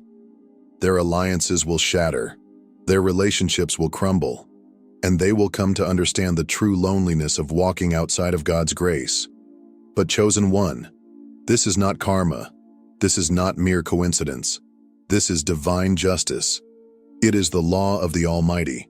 What a person sows, they will also reap. They sowed deception. Now, they will reap exposure. They sowed pain. Now, they will reap suffering. They cursed you. Now, their own words will turn against them. There is no escaping what has already been set in motion. The fate of your enemies is sealed. Their judgment has begun, and nothing can stop what is coming. Watch and see. What was done in darkness is now being brought into the light. The scales are balancing, the tables have turned, and God is proving that He will not be mocked. Chosen one, your suffering was not in vain. Every trial was a setup for your breakthrough. Every betrayal was a lesson. Every attack was preparation. What is coming next for you cannot be stopped. What was delayed is now being released. The favor that was blocked is now overflowing. You are stepping into a new level of authority and power. If this message resonates with you, declare it. Comment 777 below as a sign that you receive this word. Speak it aloud. I am chosen. Let's subscribe, like, and share this message with someone who needs to hear it. And if you haven't already, subscribe to the channel. What is coming next will be even more powerful. The battle is over. The war has been won. Now walk forward in victory.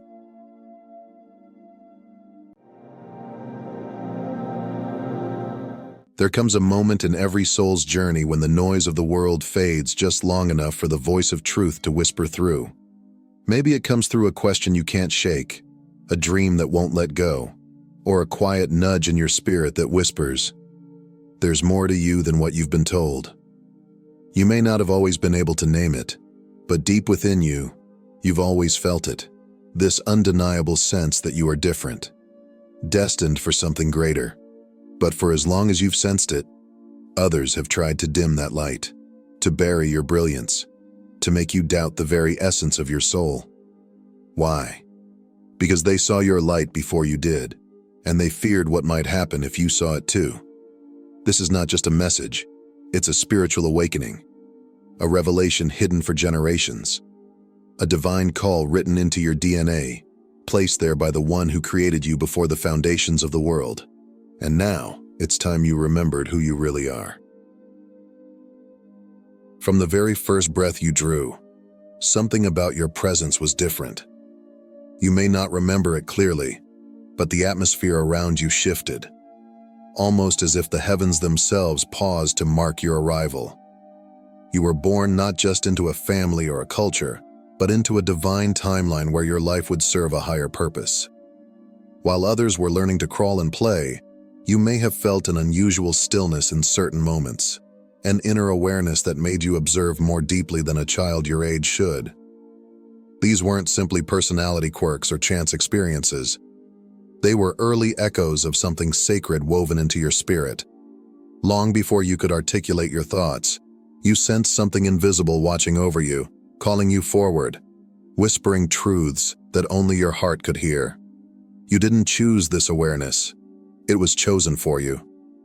Every unexplainable pull toward silence, every spark of wonder in your soul when gazing at the stars, every time you felt peace in solitude. Those were moments when eternity brushed against time, leaving fingerprints on your soul. The world may have overlooked these signs, but heaven never did. While others might have thought you shy or overly reflective, the truth is that you were already listening to a frequency few could hear. It was the divine rhythm of destiny, already pulsing inside you. The Bible reminds us in Ephesians 1:4 that you were chosen before the foundation of the world, meaning your calling predates even creation itself. You are not random. You are a living thread in the tapestry of God's eternal design. And that strange sense of being different, that quiet inner knowing that never quite left you, it's the spiritual inheritance of someone marked for more. The signs were always there, gently guiding you, nudging you toward the path you were created to walk. You don't need to fabricate your worth or prove your calling. It's been with you since the beginning, silently maturing inside your soul. Now is the time to remember what the world has tried to make you forget. You were set apart from the start. There are people who walk through life fitting perfectly into the mold set before them, blending in effortlessly with the rhythm of the world. But that was never your story. From a young age, you sensed that your path diverged from the expected. While others laughed carelessly, chasing trends and blending into social circles, you often found yourself on the outside. Not because you couldn't belong, but because you saw life through a deeper lens. The questions that stirred in your soul were not the kind most children asked. Why am I here? What does all of this mean? These weren't fleeting curiosities. They were signs of something ancient waking up within you. You tried to explain how you felt, but often met blank stares or uncomfortable silence. And so, you learned to carry the weight of your questions quietly. But that internal depth was not a mistake. It was your preparation. The world labeled you as different, but God had labeled you as destined. Your mind, your heart, your sensitivity, it was all crafted by design. Like the young prophet Samuel, who heard God's voice before he even understood who was speaking, you too were being called long before anyone around you could see it. It wasn't that you were lost. It was that the world was not equipped to recognize what you carried. When others chased popularity, your spirit yearned for purpose. When people ignored the pain of others, you felt it like your own. You may have felt isolated, but that very isolation was sacred ground, where God was forming your identity, setting you apart for a mission only you could fulfill. Often, those chosen to lead are the ones who are misunderstood the most. Think of Moses, Esther, or Joseph. Their early lives were filled with contradiction, rejection, and delay, but it all served to shape the strength required for their divine purpose. Your struggles have not been signs of weakness. They've been the chiseling tools of heaven, carving purpose into the very core of your being. You were never made to follow the crowd. You were born to carry light into places that have forgotten how to see. And even if the world still doesn't fully understand you, heaven always has. There's a certain kind of pain that doesn't leave bruises on the skin, but lingers deep in the soul, the pain of rejection. And if you've known it, not just once, but as a pattern throughout your life, it's likely because your spirit carries something that made others uncomfortable. Not everyone can handle the weight of someone who was born to shift atmospheres. People sensed something different in you, something they couldn't quite explain, so they kept their distance, misunderstood you, or even pushed you away. You may have spent years asking what was wrong with you, trying to fix yourself to be more acceptable, to make others feel more at ease. But what you didn't realize then was that their rejection wasn't a reflection of your inadequacy. It was confirmation of your calling. The most powerful souls in history, those destined to bring change, almost always began as outsiders. Look at Joseph, betrayed by his brothers not because he was weak, but because of the greatness they could see forming in him. Or consider Jesus himself, rejected by the very people he came to save. Their stories remind us that rejection doesn't disqualify you. It often reveals you. In truth, being set apart will always come with the cost of not fitting in. The world rarely recognizes the sacred when it's wrapped in human flesh. But heaven does. The very places where you were overlooked, abandoned, or underestimated were often the places God used to refine you. Every no was training. Every closed door was redirection. Every season of loneliness was a classroom in which God taught you to lean not on the approval of man, but on the presence of the one who called you. In Jeremiah 1:5, God says, "Before I formed you in the womb, I knew you. Before you were born, I set you apart." That is not poetry. It is your reality. You were never meant to be ordinary. You carry a sacred fire within you by nature, cannot be confined. So don't curse the rejection. It was part of your making. You weren't cast aside. You were carved out for something far greater than they could see. While others brushed past people without noticing the weight in their eyes or the tremble in their voice, you couldn't help but feel it. Deeply, fully, sometimes overwhelmingly. Even as a child, you may have sensed when someone was hurting, even when they smiled. You could walk into a room and instantly pick up on unspoken emotions, subtle energies, and buried pain. And maybe for much of your life, you thought something was wrong with you, that you were too sensitive, too emotional, too much. But what if that sensitivity wasn't a flaw, but a divine imprint, a signature of the Creator, woven into your spirit with intention? What if your ability to feel wasn't a burden, but a sacred gift designed to reflect the heart of God? People like you, those with tender spirits and deep compassion, are often the first to feel the brokenness of the world and the last to give up on it. That is no accident. It's because God trusted you with a heart like His. Scripture tells us in Galatians 6:2, "Carry each other's burdens, and in this way you will fulfill the law of Christ." And that's what you've done, again and again, without needing recognition, without seeking reward.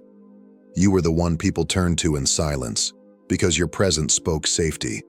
But what others often failed to realize is how much it cost you to carry what wasn't yours. You've poured out comfort, understanding, love, and sometimes been left empty in return. Still, you gave, because something inside you wouldn't let you walk away. That's not weakness, that's spiritual strength clothed in quiet humility. You weren't created to harden your heart. You were created to heal with it. Your empathy is not just emotional, it's prophetic. You see what others overlook. You feel what others silence. And that makes you a vessel of light in a darkened world. So if you've ever wondered why you carry the burdens you do, or why your heart breaks for people you barely know, it's because heaven gave you a heart big enough to hold more than your own pain. And in a world desperate for love, that kind of heart is holy. There are dreams that vanish the moment we open our eyes, soft fragments of imagination that drift away like morning mist. But then, there are the others, the ones that feel more real than waking life. If you've ever awakened with your heart racing, clutching a message you couldn't quite explain, or if a dream has followed you for days, tugging at your spirit as if it carried a secret meant only for you, then you've touched something sacred. For those who are chosen, dreams are often more than sleep. They are encounters, divine whispers in the quiet hours of the night. You may have dismissed them, or kept them to yourself for fear of being misunderstood, but you've always known, these dreams are different. You've seen glimpses of the future, warnings, callings, even faces you've never met in places you've never been. And it wasn't just imagination, it was the spiritual realm speaking into your life. Throughout Scripture, God uses dreams to guide and reveal, to protect and prepare. Joseph, the son of Jacob, saw visions of his future long before it came to pass. Though he was mocked, sold, and imprisoned, those very dreams became the blueprint for his divine purpose. And just like him, your dreams may have been misunderstood, but they were never meaningless. You see, chosen ones often have a thinner veil between the physical and the spiritual.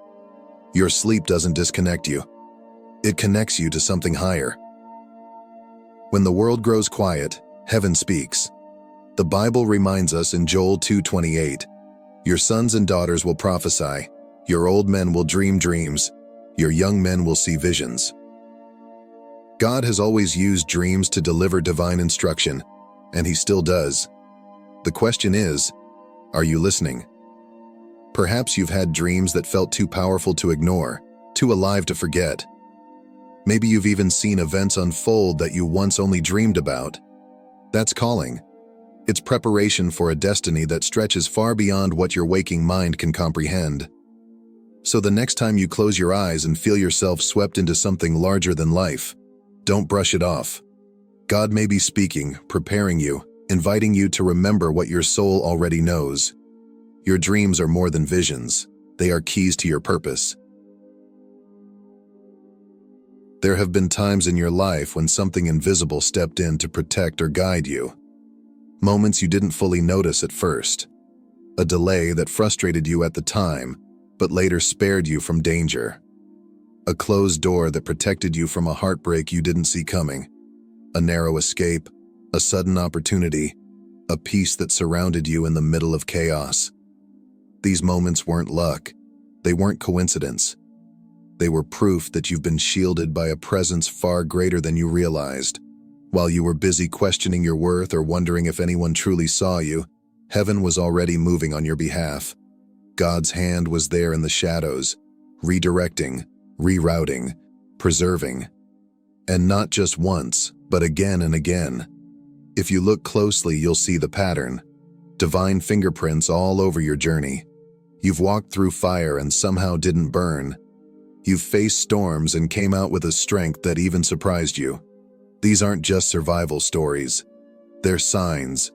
You are being kept, not by your own strength, but by God's divine protection. The Bible promises in Psalm 34:7, "The angel of the Lord encamps around those who fear Him, and He delivers them." You may not have seen the angels, but you felt the rescue. When everything could have gone wrong, somehow it didn't. When you didn't have the answers, provision still showed up. When you were at your lowest, you were carried. This isn't to say the journey has been easy, but even in your hardest battles, you were never truly alone. There's a reason you're still standing. There's a reason you've come through things that would have crushed others. It's because your life is tied to a purpose that has not yet been fulfilled. You are still breathing because there is still something heaven is calling you to do. That instinct you've had, that knowing deep down that you've been preserved for more. You're here by divine design, and every time the enemy tried to write your ending, God was already preparing a new beginning. So take heart.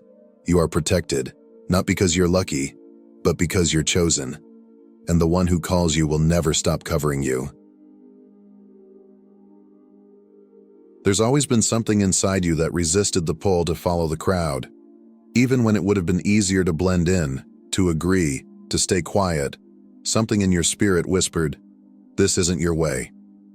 And maybe you tried to silence it at times, to go along just to keep the peace, but you couldn't, because you weren't made to echo the voices of others. You were born to carry a sound that is uniquely yours.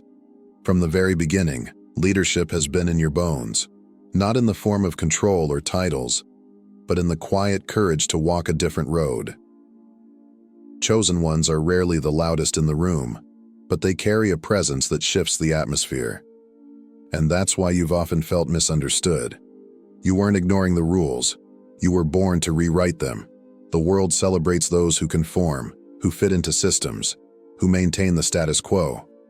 But heaven celebrates the ones who rise, even when it costs them everything. Just look at Moses, called to speak when he felt unqualified, or Esther, who risked her life to stand for truth, or Paul, who was once rejected by both the world and the religious elite, yet became a vessel for divine transformation. Like them, you felt the pressure of two worlds, the one that tells you to stay silent, and the one that calls you to speak truth. But here's what you need to know. Your resistance to conformity isn't rebellion, it's revelation. You've been given eyes to see what others overlook, a heart to feel what others numb, and a voice to carry what others are afraid to say. And that is not a burden, it is a mantle. When you were born, heaven did not assign you to follow the herd. It marked you to lead in love, to break barriers, to be a bridge for others who are still trapped in fear. Leadership, in its truest form, is service. It's vision. It's courage wrapped in compassion. And that is exactly what lives inside you.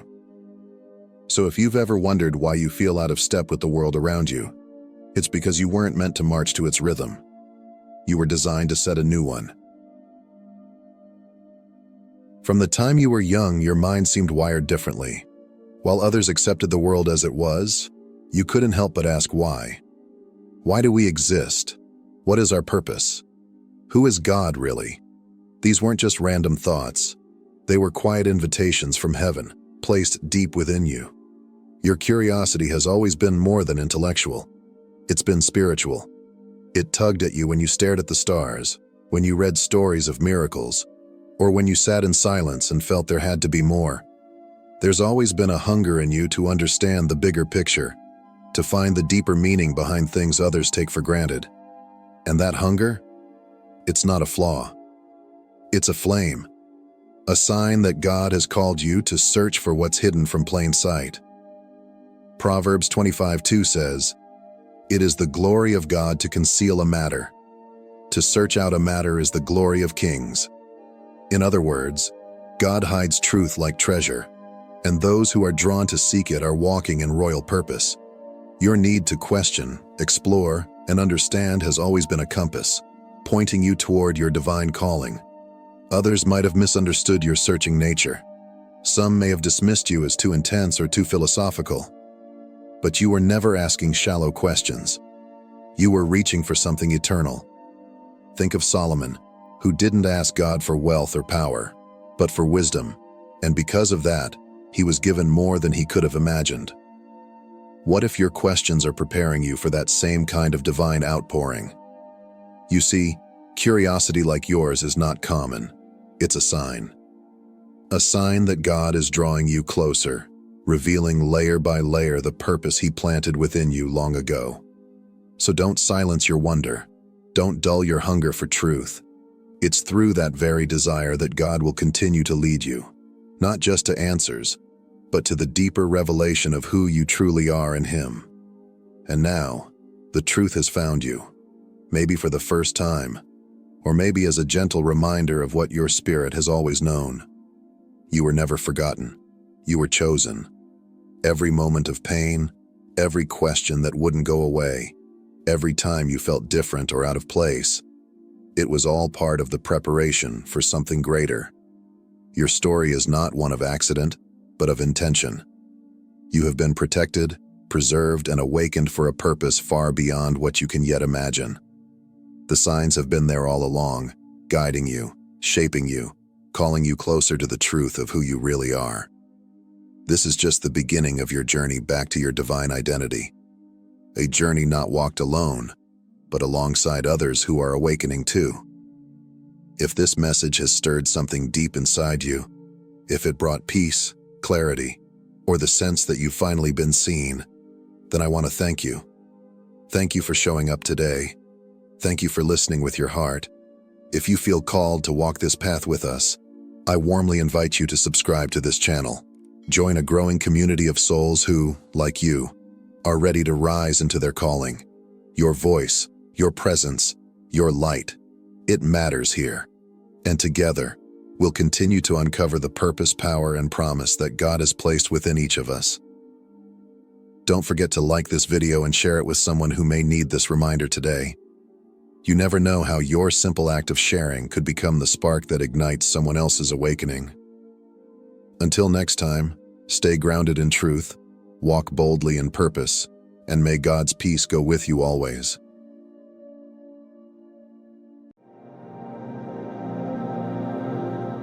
Chosen one, you did not find this message by chance. You were meant to be here, at this exact moment hearing these words. The universe, the divine, and the forces beyond the veil have aligned to bring you to this revelation. Tonight marks the beginning of something profound, an event that has been foretold for centuries, hidden in ancient texts, whispered in sacred prophecies, and now unfolding in real time. The 144,000 chosen ones are gathering not in the physical world but in the higher realms, where energy, destiny, and divine purpose intersect. Do you feel it? That deep stirring within your soul? That undeniable sensation that something powerful is shifting in the unseen world? The veil between dimensions is thinner than ever before. Those attuned to the spiritual realm will feel an unmistakable energy coursing through them. Some will experience prophetic dreams, divine messages, or a profound sense of unity with something greater than themselves. This is the moment of activation. If you have ever questioned your purpose, if you have ever felt different, if you have ever sensed that you were meant for something greater, this is your confirmation. You are part of this. You are one of the 144,000. For generations, the prophecy of the 144,000 has echoed through time, woven into ancient texts, sacred teachings, and mystical revelations. It is not a forgotten myth nor a distant legend, but a divine code, a calling written into the very fabric of existence. This prophecy speaks of a hidden force, a sacred army of light destined to rise when the world reaches its darkest hour.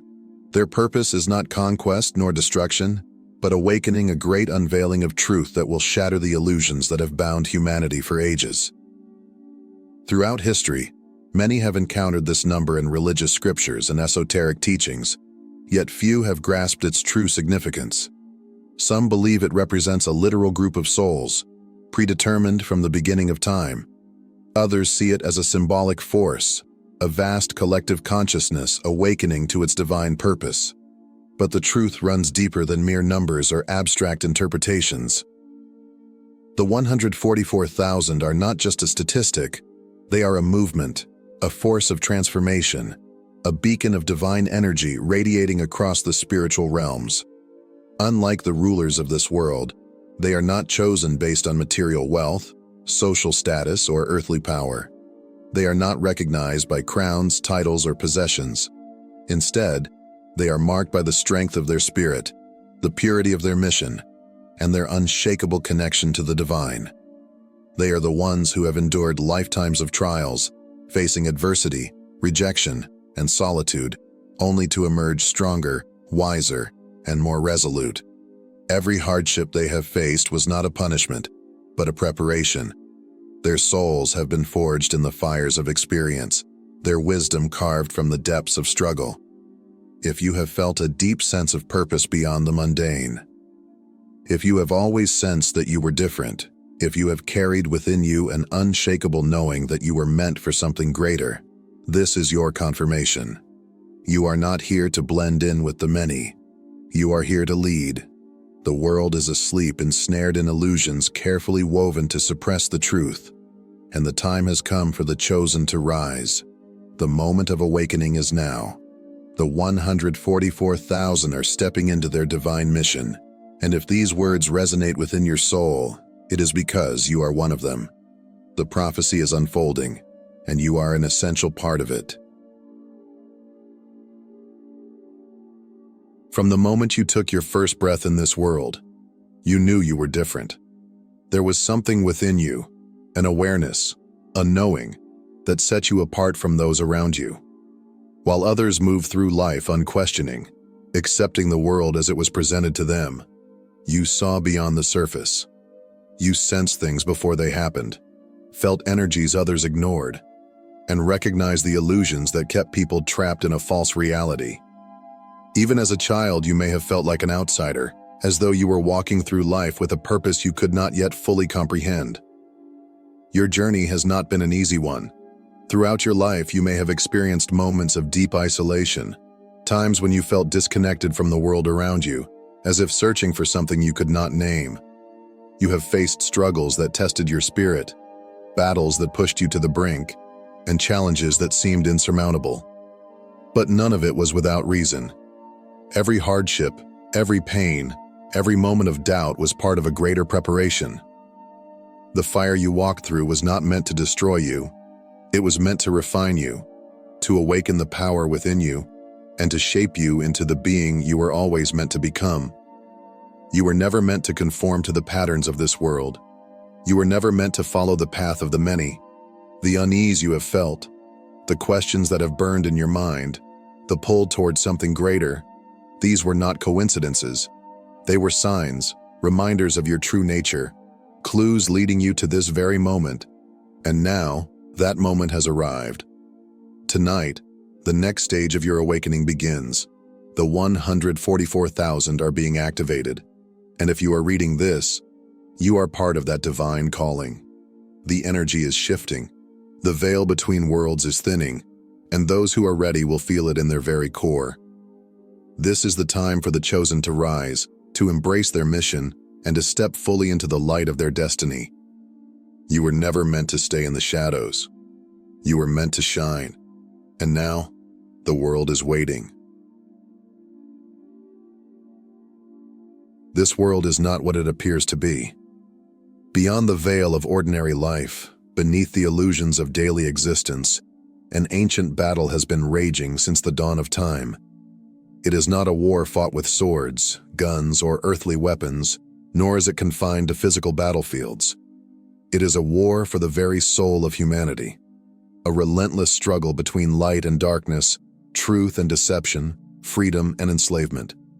The forces of darkness have worked tirelessly to keep humanity blind, lost, and disconnected from its divine essence. They have woven a web of distractions, manipulated reality through false narratives, and shrouded the minds of millions in spiritual blindness. Every system designed to dull intuition, suppress independent thought, and breed conformity is part of this war. The world is filled with noise, chaos, and carefully crafted illusions to keep people asleep, to prevent them from realizing their true power. And yet, despite their efforts, the light cannot be extinguished.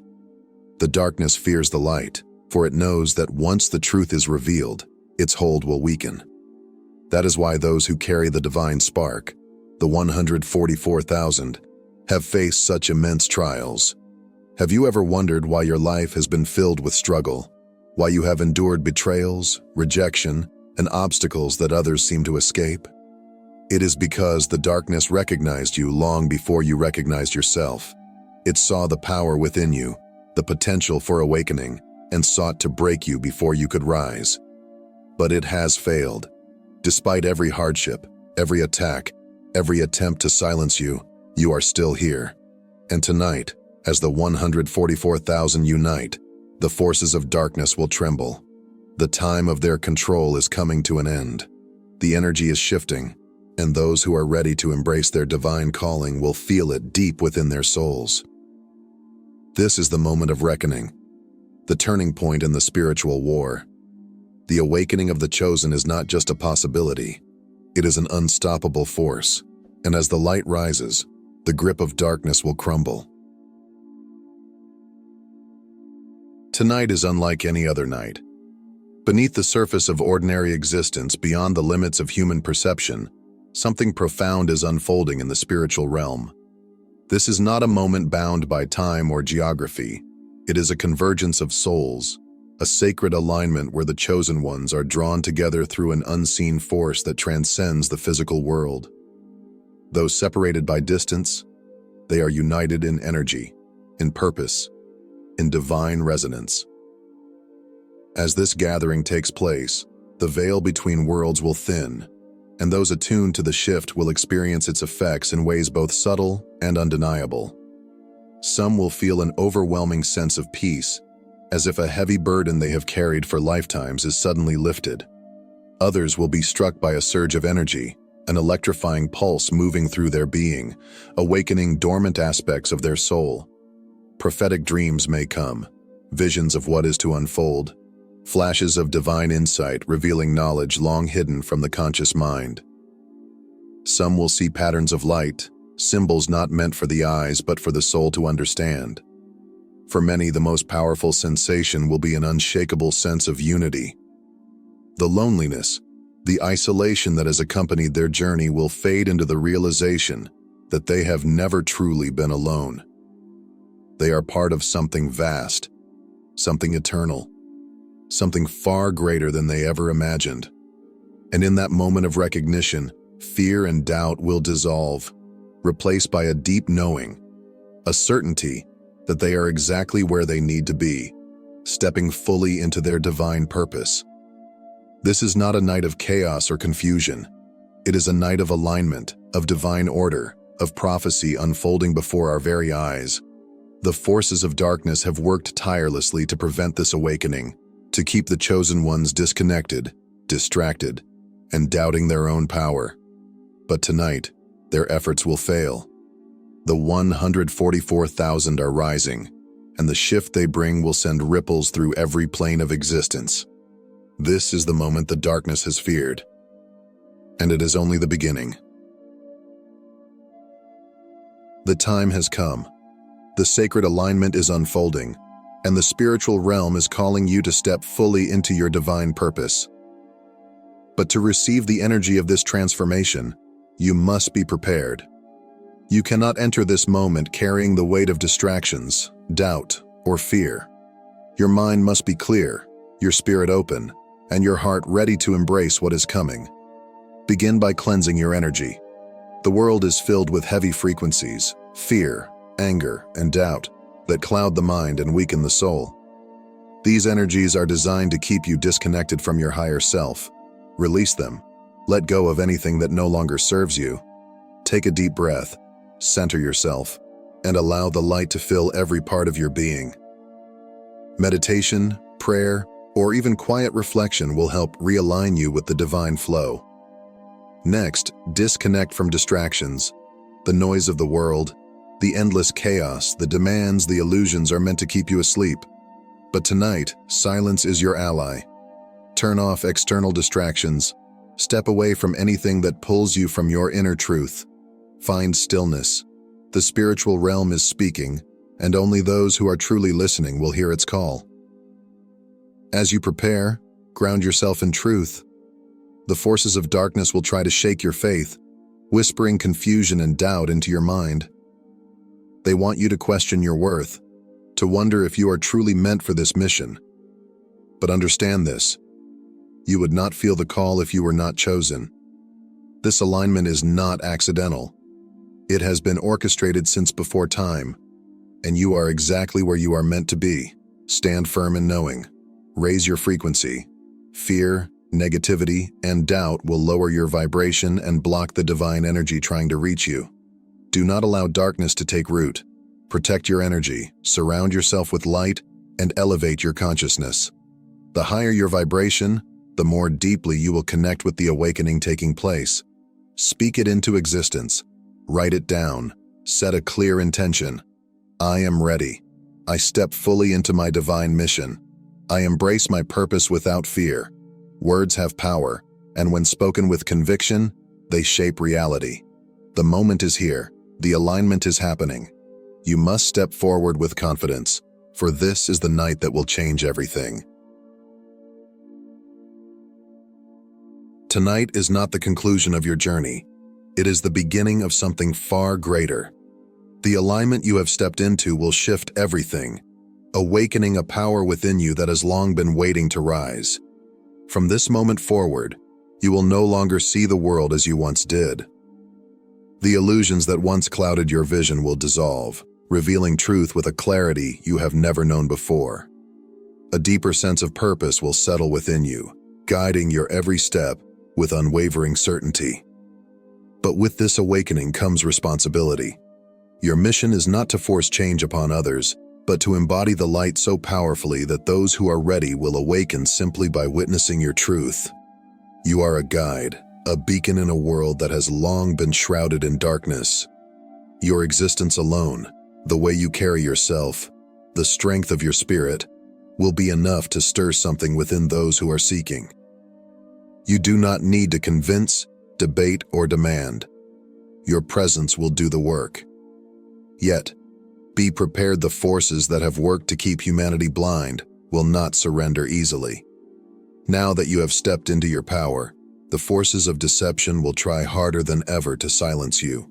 They will seek to cast doubt upon your path, to pull you back into the illusions you have only just escaped. The world will not understand you. It never has, and it never will. But that is not your burden to carry. You were not sent here to be understood. You were sent to fulfill a prophecy. The distractions, the resistance, the attempts to suppress your light, none of it matters. What matters is that you continue to rise, to stand firm in your truth, and to walk forward with unwavering faith. The awakening is accelerating, and the time for hesitation is over. You are here for a reason. You were chosen for this moment. The world will never be the same after tonight. The spiritual realm has shifted. The energy of the 144,000 has begun to dismantle the illusion. The darkness is losing its grip. But the war is not over. The enemy will resist, but it will fail. You must stand firm. You must hold your light. You must walk in your power. The time for hesitation has long passed. You were sent here for this exact moment. And now, the world needs you. Tonight, you rise. If you feel this message in your soul, acknowledge it. Like this video, subscribe to the channel, and comment 777 below to affirm your alignment. Let the spiritual realm witness your awakening. This is your moment. This is your mission. This is your destiny. And nothing will ever be the same again. You are chosen. Now act like it.